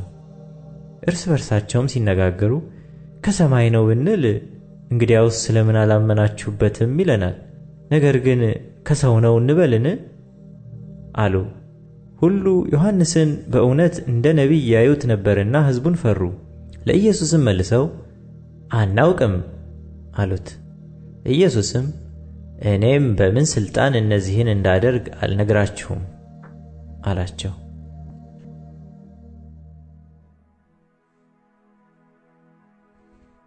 ምዕራፍ 12 በምሳሌም ይነግራቸው ጀመር። አንድ ሰው የወይን አትክልት ተከለ፣ ቅጥርም ቀጠረለት፣ መጥመቂያም ማሰለት፣ ግንብም ሠራና ለገበሬዎች አከራይቶ ወደ ሌላ አገር ሄደ። በጊዜውም ከወይን አትክልት ፍሬ ከገበሬዎቹ እንዲቀበል አንድ ባሪያ ወደ ገበሬዎቹ ላከ። ይዘውም ደበደቡት፣ ባዶውንም ሰደዱት። ዳግመኛም ሌላውን ባሪያ ወደ እነርሱ ላከ። እርሱንም ወግረው ራሱን አቆሰሉት፣ አዋርደውም ሰደዱት። ሌላውንም ላከ፣ እርሱንም ገደሉት። ከሌሎችም ከብዙዎች አንዳንዱን ደበደቡ፣ አንዳንዱንም ገደሉ። የሚወደው አንድ ልጅ ገና ነበረው። ልጄንስ ያፍሩታል ብሎ እርሱን ከሁሉ በኋላ ወደ እነርሱ ላከ።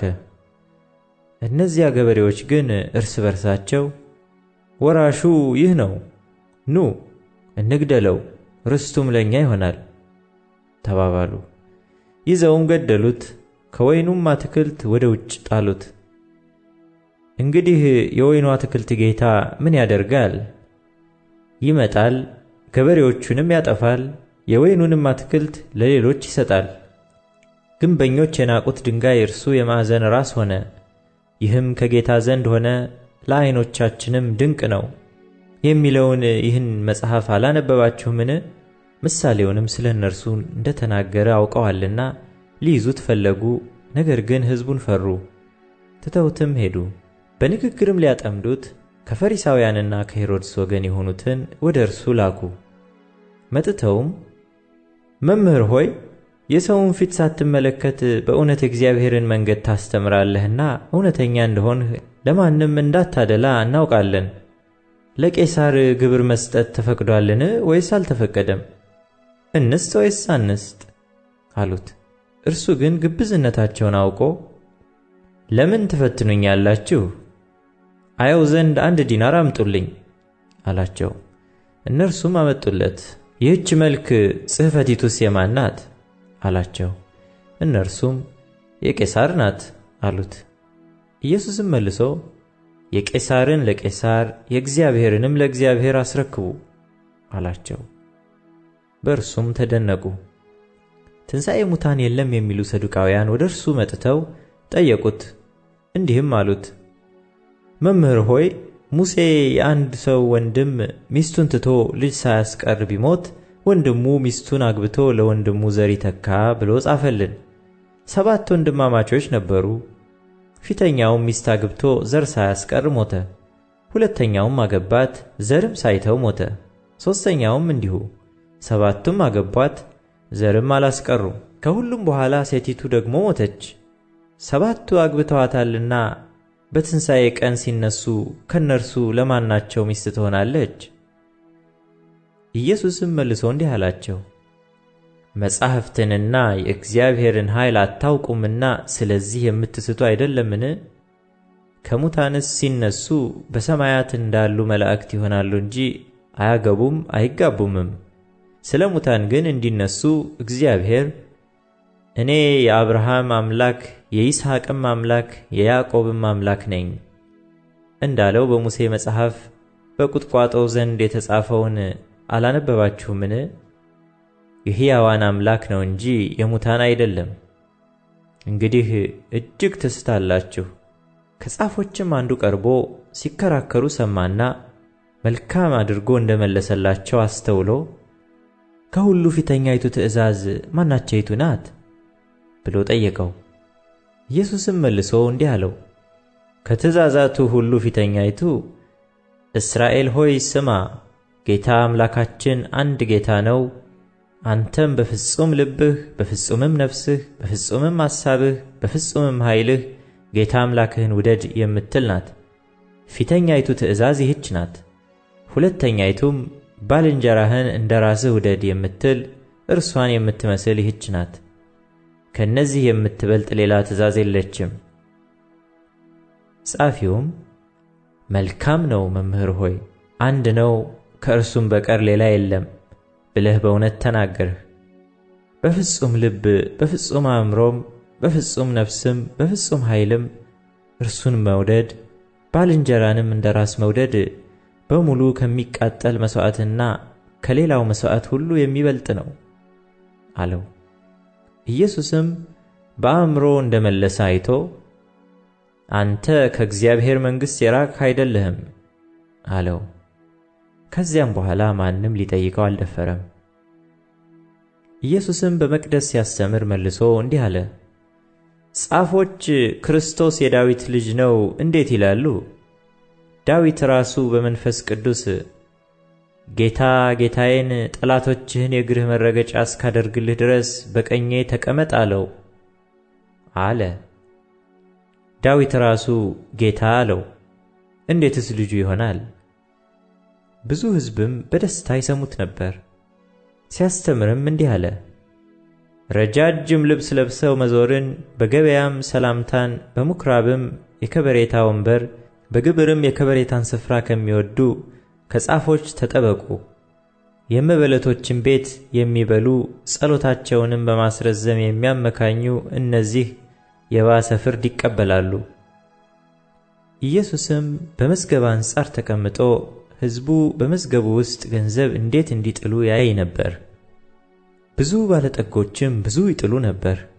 አንዲትም ድሃ መበለት መጥታ 1 ሳንቲም የሚያህሉ 2 ናስ ጣለች። ደቀ መዛሙርቱንም ጠርቶ እውነት እላችኋለሁ በመዝገብ ውስጥ ከሚጥሉት ሁሉ ይልቅ ይህች ድሃ መበለት አብልጣ ጣለች። ሁሉ ከትርፋቸው ጥለዋልና፣ ይህች ግን ከጉድለቷ የነበራትን ሁሉ ትዳሯን ሁሉ ጣለች አላቸው።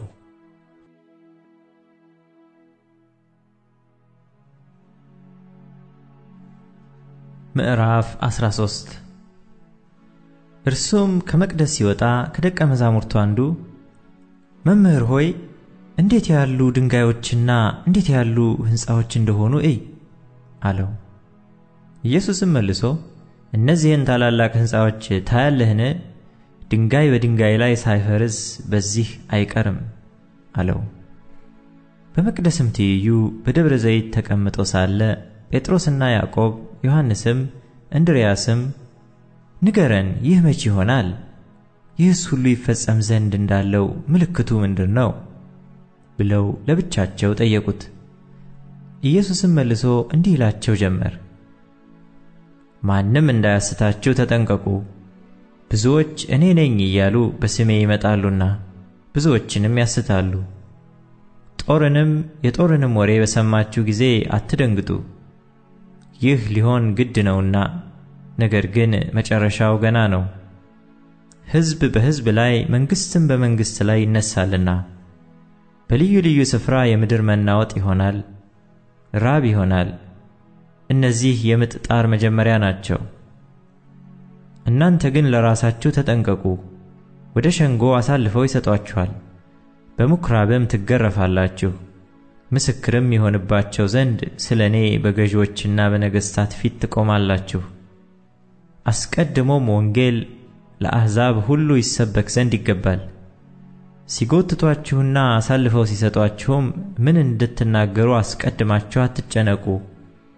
ዳሩ ግን በዚያች ሰዓት የሚሰጣችሁን ተናገሩ። የሚነግረው መንፈስ ቅዱስ ነው እንጂ እናንተ አይደላችሁምና። ወንድም ወንድሙን አባትም ልጁን ለሞት አሳልፎ ይሰጣል። ልጆችም በወላጆቻቸው ላይ ይነሳሉ፣ ይገድሏቸውማል። በሁሉም ዘንድ ስለ ስሜ የተጠላችሁ ትሆናላችሁ። እስከ መጨረሻ የሚጸና ግን እርሱ ይድናል። ነገር ግን በነቢዩ በዳንኤል የተባለውን የጥፋት ርኩሰት በማይገባው ስፍራ ቆሞ ብታዩ አንባቢው ያስተውል። በዚያን ጊዜ በይሁዳ ያሉ ወደ ተራሮች ይሽሹ፣ በሰገነትም ያለ ወደ ቤት አይውረድ፣ ከቤቱም አንዳች ይወስድ ዘንድ አይግባ፣ በእርሻም ያለ ልብሱን ይወስድ ዘንድ ወደ ኋላ አይመለስ። በዚያን ወራትም ለርጉዞችና ለሚያጠቡ ወዮላቸው። ነገር ግን ሽሽታችሁ በክረምት እንዳይሆን ጸልዩ።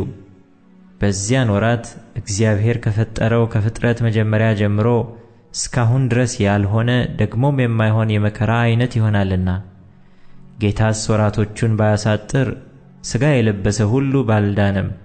ነገር ግን ስለ መረጣቸው ምርጦቹ ወራቶቹን አሳጠረ።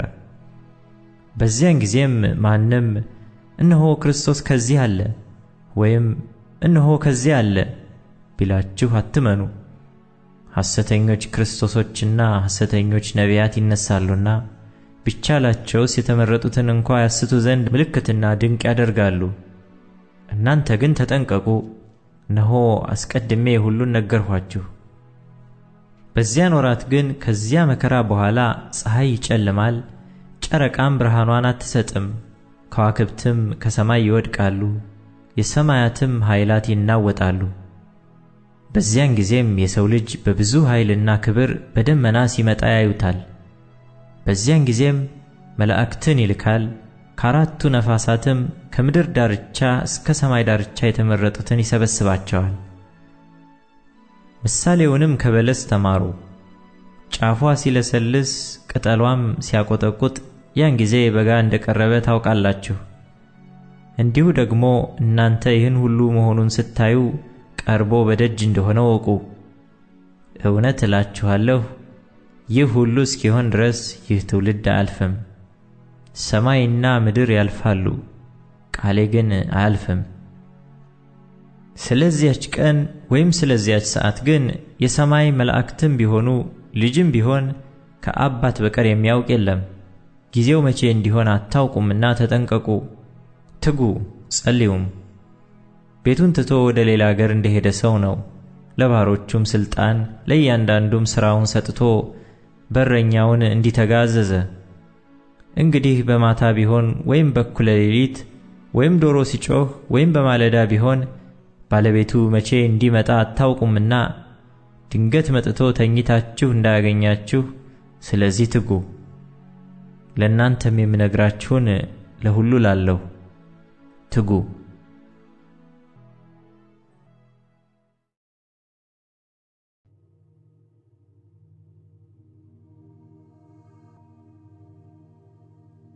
ምዕራፍ 14 ከሁለት ቀን በኋላ ፋሲካና የቂጣ በዓል ነበረ። የካህናት አለቆችም ጻፎችም እንዴት አድርገው በተንኮል እንደሚይዙትና እንደሚገድሉት ይፈልጉ ነበር። የሕዝብ ሁከት እንዳይሆን በበዓል አይሁን ይሉ ነበርና። እርሱም በቢታንያ በለምጻሙ በስምዖን ቤት በነበረ ጊዜ በማዕድ ተቀምጦ ሳለ አንዲት ሴት ዋጋው እጅግ የከበረ ጥሩ ናርዶስ ሽቱ የመላበት የአልባስጥሮስ ቢልቃጥ ይዛ መጣች። ቢልቃጡንም ሰብራ በራሱ ላይ አፈሰሰችው። አንዳንዶችም ይህ የሽቱ ጥፋት ለምንድር ነው? ይህ ሽቱ ከ300 ዲናር በሚበልጥ ዋጋ ተሽጦ ለድሆች ሊሰጥ ይቻል ነበርና ብለው በራሳቸው ይቆጡ ነበር። እርሷንም ነቀፏት። ኢየሱስ ግን እንዲህ አለ፣ ተዋት፣ ስለምን ታደክሟታላችሁ? መልካም ሥራ ሰርታልኛለች። ድሆች ሁልጊዜ ከእናንተ ጋር ይኖራሉና በማንኛውም በወደዳችሁት ጊዜ መልካም ልታደርጉላቸው ትችላላችሁ። እኔ ግን ሁል ጊዜ ከእናንተ ጋር አልኖርም። የተቻላትን አደረገች። አስቀድማ ለመቃብሬ ሥጋዬን ቀባችው። እውነት እላችኋለሁ ይህ ወንጌል በዓለሙ ሁሉ በሚሰበክበት በማናቸውም ስፍራ እርሷ ያደረገችው ደግሞ ለእርሷ መታሰቢያ ሊሆን ይነገራል። ከ12ቱም አንዱ የአስቆሮቱ ይሁዳ አሳልፎ ሊሰጠው ወደ ካህናት አለቆች ሄደ። ሲሰሙም ደስ አላቸው፣ ብርም ይሰጡት ዘንድ ተስፋ ሰጡት። በሚመች ጊዜም እንዴት አድርጎ አሳልፎ እንዲሰጠው ይፈልግ ነበር። ፋሲካን በሚያርዱበት በቂጣ በዓል መጀመሪያ ቀን ደቀ መዛሙርቱ ፋሲካን ትበላ ዘንድ ወዴት ሄደን ልናሰናዳ ትወዳለህ? አሉት። ከደቀ መዛሙርቱም 2 ላከ፣ እንዲህም አላቸው፣ ወደ ከተማ ሂዱ፣ ማድጋ ውሃ የተሸከመ ሰውም ይገናኛችኋል። ተከተሉት። የሚገባበትንም የቤቱን ጌታ መምህሩ ከደቀ መዛሙርቴ ጋር ፋሲካን የምበላበት የእንግዳ ቤት ወዴት ነው ይላል በሉት። እርሱም በደርብ ላይ ያለውን የተሰናዳና የተነጠፈ ታላቅ አዳራሽ ያሳያቸዋል። በዚያም አሰናዱልን። ደቀ መዛሙርቱም ወጡ፣ ወደ ከተማም ሄደው እንዳላቸው አገኙ። ፋሲካንም አሰናዱ። በመሸም ጊዜ ከ12ቱ ጋር መጣ። ተቀምጠውም ሲበሉ ኢየሱስ እውነት እላችኋለሁ ከእናንተ አንዱ እርሱም ከኔ ጋር የሚበላው አሳልፎ ይሰጠኛል አለ። እነርሱም ያዝኑ፣ እያንዳቸውም እኔ ሆንን ይሉት ጀመር። እርሱም መልሶ ከ12ቱ አንዱ ከኔ ጋር ወደ ወጭቱ እጁን የሚያጠልቀው ነው። የሰው ልጅስ ስለ እርሱ እንደ ተጻፈ ይሄዳል። ነገር ግን የሰው ልጅ አልፎ ለሚሰጥበት ለዚያ ሰው ወዮለት! ያ ሰው ባልተወለደ ይሻለው ነበር አላቸው። ሲበሉም ኢየሱስ እንጀራውን አንስቶ ባረከ፣ ቆርሶም ሰጣቸውና እንካችሁ ይህ ሥጋዬ ነው አለ። ጽዋውንም አንስቶ አመስግኖም ሰጣቸው። ሁሉም ከእርሱ ጠጡ። እርሱም ይህ ስለ ብዙዎች የሚፈስ የአዲስ ኪዳን ደሜ ነው። እውነት እላችኋለሁ በእግዚአብሔር መንግሥት ከወይኑ ፍሬ አዲሱን እስከምጠጣበት እስከዚያ ቀን ድረስ ደግሞ አልጠጣውም አላቸው። መዝሙርም ከዘመሩ በኋላ ወደ ደብረ ዘይት ወጡ። ኢየሱስም በዚች ሌሊት ሁላችሁ በእኔ ትሰናከላላችሁ፣ እረኛውን እመታለሁ በጎችም ይበተናሉ የሚል ተጽፏልና፣ ነገር ግን ከተነሳው በኋላ ወደ ገሊላ ቀድማችኋለሁ አላቸው። ጴጥሮስም ሁሉም ቢሰናከሉ እኔ ግን ከቶ አልሰናከልም አለው። ኢየሱስም እውነት እልሃለሁ ዛሬ በዚች ሌሊት ዶሮ 2 ጊዜ ሳይጮህ 3 ጊዜ ትክደኛለህ አለው። እርሱም ቃሉን አበርትቶ ካንተ ጋር የምሞት እንኳ ቢሆን ከቶ አልክድህም አለ። ሁሉም ደግሞ እንደዚህ አሉ። ጌቴሴማኒ ወደምትባልም ስፍራ መጡ። ደቀ መዛሙርቱንም ስጸልይ ሳለሁ በዚህ ተቀመጡ አላቸው። ጴጥሮስንና ያዕቆብን ዮሐንስንም ከእርሱ ጋር ወሰደ።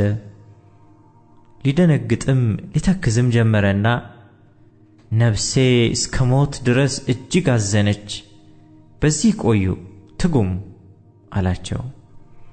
ጥቂትም ወደፊት እልፍ ብሎ በምድርም ወድቆ ይቻልስ ቢሆን ሰዓቲቱ ከእርሱ እንድታልፍ ጸለየና አባት ሆይ ሁሉ ይቻልሃል፣ ይህችን ጽዋ ከኔ ውሰድ፣ ነገር ግን አንተ የምትወደው እንጂ እኔ የምወደው አይሁን አለ። መጣም ተኝተውም አገኛቸው። ጴጥሮስንም ስምዖን ሆይ ተኝተሃልን? አንዲት ሰዓት እንኳ ልትተጋ አልቻልህምን? ወደ ፈተና እንዳትገቡ ትጉ ጸልዩም። መንፈስስ ተዘጋጅታለች፣ ሥጋ ግን ደካማ ነው አለው። ደግሞም ሄዶ ያንኑ ቃል ጸለየ። ደግሞም መጥቶ ዓይኖቻቸው በእንቅልፍ ከብደው ነበርና ተኝተው አገኛቸው። የሚመልሱለትንም አላወቁም። ሦስተኛም መጥቶ እንግዲህስ ተኙ ዕረፉም፣ ይበቃል፣ ሰዓቲቱ ደረሰች። እነሆ የሰው ልጅ በኃጢአተኞች እጅ አልፎ ይሰጣል። ተነሱ እንሂድ፣ እነሆ አሳልፎ የሚሰጠኝ ቀርቧል አላቸው። ወዲያውም ገና ሲናገር ከ12ቱ አንዱ ይሁዳ መጣ። ከእርሱም ጋር ብዙ ሰዎች ሰይፍና ጎመድ ይዘው ከካህናት አለቆችና ከጻፎች ከሽማግሌዎችም ዘንድ መጡ። አሳልፎ የሚሰጠውም የምስመው እርሱ ነው፣ ያዙት፣ ተጠንቅቃችሁም ውሰዱት ብሎ ምልክት ሰጥቷቸው ነበር። መጥቶም ወዲያው ወደ እርሱ ቀረበና መምህር ሆይ መምህር ሆይ ብሎ ሳመው። እነርሱም እጃቸውን በእርሱ ላይ ጭነው ያዙት። በአጠገብ ከቆሙት ግን አንዱ ሰይፉን መዞ የሊቀ ካህናቱን ባሪያ መታ፣ ጆሮውንም ቆረጠ። ኢየሱስም መልሶ ወንበዴ እንደምትይዙ ሰይፍና ጎመድ ይዛችሁ ልትይዙኝ መጣችሁን? በመቅደስ ዕለት ዕለት እያስተማርሁ ከእናንተ ጋር ስኖር አልያዛችሁኝም። ነገር ግን መጻሕፍት ይፈጸሙ ዘንድ ይህ ሆነ አላቸው። ሁሉም ትተውት ሸሹ። እርቃኑን በነጠላ የሸፈነ አንድ ጎበዝ ይከተለው ነበር። ጎበዛዝቱም ያዙት። እርሱ ግን ነጠላውን ትቶ ራቁቱን ሸሸ። ኢየሱስንም ወደ ሊቀ ካህናቱ ወሰዱት። የካህናት አለቆችም ሁሉ ሽማግሌዎችም ጻፎችም ተሰበሰቡ። ጴጥሮስም እስከ ሊቀ ካህናቱ ግቢ ውስጥ በሩቁ ተከተለው። ከሎሌዎችም ጋር ተቀምጦ እሳት ይሞቅ ነበር። የካህናት አለቆችም ሸንጎም ሁሉ እንዲገድሉት በኢየሱስ ላይ ምስክር ይፈልጉ ነበር፣ አላገኙምም። ብዙዎች በሐሰት ይመሰክሩበት ነበርና ምስክርነታቸው ግን አልተሰማማም። ሰዎችም ተነስተው እኔ ይህን በእጅ የተሰራውን ቤተ መቅደስ አፈርሰዋለሁ፣ በ3 ቀንም ሌላውን በእጅ ያልተሰራውን እሰራለሁ ሲል ሰማ ነው ብለው በሐሰት መሰከሩበት። ምስክርነታቸውም እንዲሁ እንኳ አልተሰማማም። ሊቀ ካህናቱም በመካከላቸው ተነስቶ አንዳች አትመልስምን? እነዚህስ በአንተ ላይ የሚመሰክሩብህ ምንድን ነው ብሎ ኢየሱስን ጠየቀው። እርሱ ግን ዝም አለ፣ አንዳችም አልመለሰም። ደግሞ ሊቀ ካህናቱ ጠየቀውና የቡሩክ ልጅ ክርስቶስ አንተ ነህን አለው። ኢየሱስም እኔ ነኝ፣ የሰው ልጅም በኃይል ቀኝ ሲቀመጥ በሰማይም ደመና ሲመጣ ታያላችሁ አለ። ሊቀ ካህናቱም ልብሱን ቀደደና ከእንግዲህ ወዲህ ምስክሮችን ምን ያስፈልገናል? ስድቡን ሰማችሁ፣ ምን ይመስላችኋል አለ። እነርሱም ሁሉ ሞት ይገባዋል ብለው ፈረዱበት። አንዳንዶችም ይተፉበት፣ ፊቱንም ሸፍነው ይጎስሙትና ትንቢት ተናገር ይሉት ጀመር። ሎሌዎችም በጥፊ እየመቱ ወሰዱት። ጴጥሮስም በግቢ ውስጥ ወደ ታች ሳለ ከሊቀ ካህናቱ ገረዶች አንዲቱ መጣች። ጴጥሮስም እሳት ሲሞቅ አይታ ተመለከተችውና አንተ ደግሞ ከናዝሬቱ ከኢየሱስ ጋር ነበር አለችው። እርሱ ግን የምትይውን አላውቅም አላስተውለውምም ብሎ ካደ። ወደ ውጭም ወደ ደጅ ወጣ፣ ዶሮም ጮኸ። ገረዲቱም አይታው በዚያ ለቆሙት ይህም ከነርሱ ወገን ነው ስትል ሁለተኛ ትነግራቸው ጀመር። እርሱም ደግሞ ካደ። ጥቂት ቆይተውም በዚያ የቆሙት ዳግመኛ ጴጥሮስን የገሊላ ሰው ነህና ከነርሱ ወገን በእውነት ነህ አሉት። እርሱ ግን ይህን የምትሉትን ሰው አላውቀውም ብሎ ይረገምና ይምል ጀመር። ወዲያውም ዶሮ ሁለተኛ ጮኸ። ጴጥሮስንም ኢየሱስ ዶሮ 2 ጊዜ ሳይጮህ 3 ጊዜ ትክደኛለህ ያለው ቃል ትዝ አለው። ነገሩንም አስቦ አለቀሰ።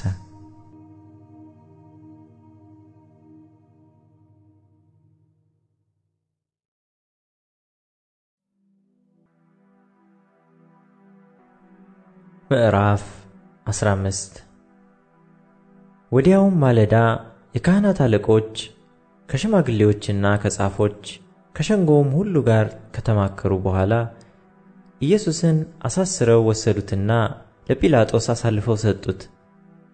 ጲላጦስም አንተ የአይሁድ ንጉሥ ነህን ብሎ ጠየቀው። እርሱም አንተ አልህ ብሎ መለሰለት። የካህናት አለቆችም ብዙ ያሳጡት ነበር። እርሱ ግን ምንም አልመለሰም። ጲላጦስም ደግሞ አንዳች አትመልስምን? እነሆ በስንት ነገር ያሳጡሃል ብሎ ጠየቀው። ኢየሱስም ከዚያ በኋላ ጲላጦስ እስኪደነቅ ድረስ ምንም አልመለሰም። በዚያም በዓል የለመኑትን አንድ እስረኛ ይፈታላቸው ነበር። በአመፅም ነፍስ ከገደሉት ከአመፀኞች ጋር የታሰረ በርባን የተባለ ነበረ። ሕዝቡም ወጥተው እንደ ልማዱ ያደርግላቸው ዘንድ እየጮኹ ይለምኑት ጀመር። ጲላጦስም የአይሁድን ንጉሥ እፈታላችሁ ዘንድ ትወዳላችሁን? ብሎ መለሰላቸው። የካህናት አለቆች በቅንዓት አሳልፈው እንደሰጡት ያውቅ ነበርና። የካህናት አለቆች ግን በርባንን በእርሱ ፈንታ ይፈታላቸው ዘንድ ሕዝቡን አወኳቸው። ጲላጦስም ዳግመኛ መልሶ እንግዲህ የአይሁድ ንጉሥ የምትሉትን ምን ላደርገው ትወዳላችሁ? አላቸው። እነርሱም ዳግመኛ ስቀለው እያሉ ጮኹ። ጲላጦስም ምን ነው? ያደረገው ክፋት ምንድር ነው? አላቸው። እነርሱ ግን ስቀለው እያሉ ጩኸት አበዙ። ጲላጦስም የሕዝቡን ፈቃድ ሊያደርግ ወዶ በርባንን ፈታላቸው። ኢየሱስንም ገርፎ እንዲሰቀል አሳልፎ ሰጠ። ወታደሮችም ፕራይቶሪዮን ወደሚባል ግቢ ውስጥ ወሰዱት። ጭፍራውንም ሁሉ በአንድነት ጠሩ። ቀይ ልብስም አለበሱት፣ የእሾህ አክሊልም ጎንጉነው ደፉበት። የአይሁድ ንጉሥ ሆይ ሰላም ላንተ ይሁን እያሉም እጅ ይነሱት ጀመር። ራሱንም በመቃ መቱት፣ ተፉበትም፣ ተንበርክከውም ሰገዱለት።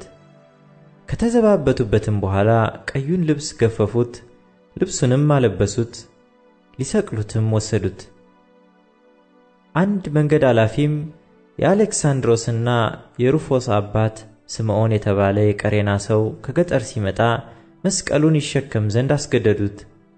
ትርጓሜውም የራስ ቅል ስፍራ ወደሚሆን ጎልጎታ ወደ ተባለ ስፍራ ወሰዱት። ከርቤም የተቀላቀለበትን የወይን ጠጅ እንዲጠጣ ሰጡት። እርሱ ግን አልተቀበለም። ሰቀሉትም። ልብሱንም ማን እንዲወስድ ዕጣ ተጣጥለው ተካፈሉ። በሰቀሉትም ጊዜ 3 ሰዓት ነበረ። የክሱ ጽሕፈትም የአይሁድ ንጉሥ የሚል ተጽፎ ነበር። ከእርሱም ጋር 2 ወንበዶች አንዱን በቀኙ አንዱንም በግራው ሰቀሉ። መጽሐፍም ከአመፀኞች ጋር ተቆጠረ ያለው ተፈጸመ። የሚያልፉትም ራሳቸውን እየነቀነቁ ይሰድቡት ነበርና ዋ ቤተ መቅደስን የምታፈርስ በ3 ቀንም የምትሠራ ከመስቀል ወርደህ ራስህን አድን አሉ። እንዲሁም የካህናት አለቆች ደግሞ ከጻፎች ጋር እርስ በርሳቸው እየተዘባበቱ ሌሎችን አዳነ፣ ራሱን ሊያድን አይችልም፣ አይተን እናምን ዘንድ የእስራኤል ንጉሥ ክርስቶስ አሁን ከመስቀል ይውረድ አሉ። ከእርሱም ጋር የተሰቀሉት ይነቅፉት ነበር። 6 ሰዓትም በሆነ ጊዜ እስከ 9 ሰዓት በምድር ሁሉ ላይ ጨለማ ሆነ። በ9 ሰዓትም ኢየሱስ ኤሎሄ ኤሎሄ ላማ ሰበቅታኒ ብሎ በታላቅ ድምፅ ጮኸ። ትርጓሜውም አምላኬ አምላኬ ለምን ተውኸኝ ማለት ነው። በዚያም ከቆሙት ሰዎች ሰምተው እነሆ ኤልያስን ይጠራል አሉ። አንዱም ሮጦ ሆምጣጤ በሰፍነግ ሞላ፣ በመቃም አድርጎ ተዉ ኤልያስ ሊያወርደው ይመጣ እንደሆነ እንይ እያለ አጠጣው። ኢየሱስም በታላቅ ድምፅ ጮኸ፣ ነፍሱንም ሰጠ። የቤተ መቅደስም መጋረጃ ከላይ እስከ ታች ከ2 ተቀደደ። በዚያም በአንጻሩ የቆመ የመቶ አለቃ እንደዚህ ጮኾ ነፍሱን እንደሰጠ ባየ ጊዜ ይህ ሰው በእውነት የእግዚአብሔር ልጅ ነበረ አለ። ሴቶችም ደግሞ በሩቅ ሆነው ይመለከቱ ነበር። ከነርሱም በገሊላ ሳሉ ይከተሉትና ያገለግሉት የነበሩ መግደላዊት ማርያም፣ የታናሹ ያዕቆብና የዮሳም እናት ማርያም፣ ሰሎሜም ነበሩ። ከእርሱም ጋር ወደ ኢየሩሳሌም የወጡ ሌሎች ብዙዎች ሴቶች ነበሩ።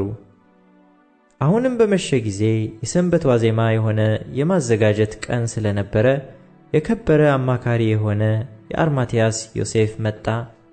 እርሱም ደግሞ የእግዚአብሔርን መንግሥት ሲጠባበቅ ነበር። ደፍሮም ወደ ጲላጦስ ገባና የኢየሱስን ሥጋ ለመነው። ጲላጦስም አሁኑን እንዴት ሞተ ብሎ ተደነቀ። የመቶ አለቃውንም ጠርቶ ከሞተ ቆይቶአልን ብሎ ጠየቀው። ከመቶ አለቃውም ተረድቶ በድኑን ለዮሴፍ ሰጠው። በፍታም ገዝቶ አውርዶም በበፍታ ከፈነው፣ ከዓለትም በተወቀረ መቃብር አኖረው። በመቃብሩ ደጃፍም ድንጋይ አንከባለለ። መግደላዊትም ማርያም፣ የዮሳም እናት ማርያም ወዴት እንዳኖሩት ይመለከቱ ነበር። ምዕራፍ 16 ሰንበትም ካለፈ በኋላ መግደላዊት ማርያም፣ ያዕቆብም እናት ማርያም፣ ሰሎሜም መጥተው ሊቀቡት ሽቱ ገዙ። ከሳምንቱም በፊተኛው ቀን እጅግ በማለዳ ፀሐይ ከወጣ በኋላ ወደ መቃብር መጡ። እርስ በርሳቸውም ድንጋዩን ከመቃብር ደጃፍ ማን ያንከባልልልናል ይባባሉ ነበር። ድንጋዩ እጅግ ትልቅ ነበርና። አሻቅበውም አይተው ድንጋዩ ተንከባሎ እንደነበር ተመለከቱ። ወደ መቃብሩም ገብተው ነጭ ልብስ የተጎናጸፈ ጎልማሳ በቀኝ በኩል ተቀምጦ አዩና ደነገጡ። እርሱ ግን አትደንግጡ፣ የተሰቀለውን የናዝሬቱን ኢየሱስን ትፈልጋላችሁ። ተነስቷል፣ በዚህ የለም። እነሆ እርሱን ያኖሩበት ስፍራ። ነገር ግን ሄዳችሁ ለደቀ መዛሙርቱ ለጴጥሮስም ወደ ገሊላ ይቀድማችኋል፣ እንደ ነገራችሁ በዚያ ታዩታላችሁ ብላችሁ ንገሯቸው አላቸው።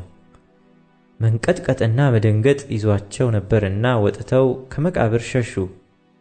ይፈሩ ነበርና ለማንም አንዳች አልነገሩም። እነርሱም ያዘዛቸውን ሁሉ ለጴጥሮስና ከእርሱ ጋር ላሉት በአጭሩ ተናገሩ። ከዚያም በኋላ ኢየሱስ ራሱ ለዘላለም ድኅነት የሆነውን የማይለወጠውን ቅዱስ ወንጌል ከፀሐይ መውጫ እስከ መጥለቂያው ድረስ በእጃቸው ላከው።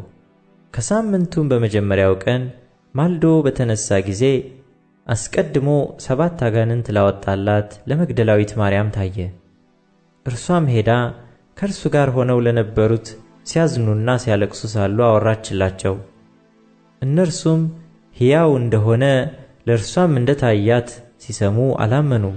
ከዚያም በኋላ ከእነርሱ ለሁለቱ ወደ ባላገር ሲሄዱ በመንገድ በሌላ መልክ ተገለጠ። እነርሱም ሄደው ለሌሎቹ አወሩ፣ እነዚያንም ደግሞ አላመኗቸውም። ኋላም በማዕድ ተቀምጠው ሳሉ ለ11 ተገለጠ። ተነስቶም ያዩትን ስላላመኗቸው አለማመናቸውንና የልባቸውን ጥንካሬ ነቀፈ። እንዲህም አላቸው፣ ወደ ዓለም ሁሉ ሂዱ፣ ወንጌልንም ለፍጥረት ሁሉ ስበኩ። ያመነ የተጠመቀም ይድናል፣ ያላመነ ግን ይፈረድበታል። ያመኑትንም እነዚህ ምልክቶች ይከተሏቸዋል። በስሜ አጋንንትን ያወጣሉ፣ በአዲስ ቋንቋ ይናገራሉ፣ እባቦችን ይይዛሉ፣ የሚገድልም ነገር ቢጠጡ አይጎዳቸውም። እጃቸውን በድውዮች ላይ ይጭናሉ፣ እነርሱም ይድናሉ። ጌታ ኢየሱስም ከእነርሱ ጋር ከተናገረ በኋላ ወደ ሰማይ አረገ፣ በእግዚአብሔርም ቀኝ ተቀመጠ። እነርሱም ወጥተው በየስፍራው ሁሉ ሰበኩ። ጌታም ከእነርሱ ጋር ይሠራ ነበር፣ በሚከተሉትም ምልክቶች ቃሉን ያጸና ነበር።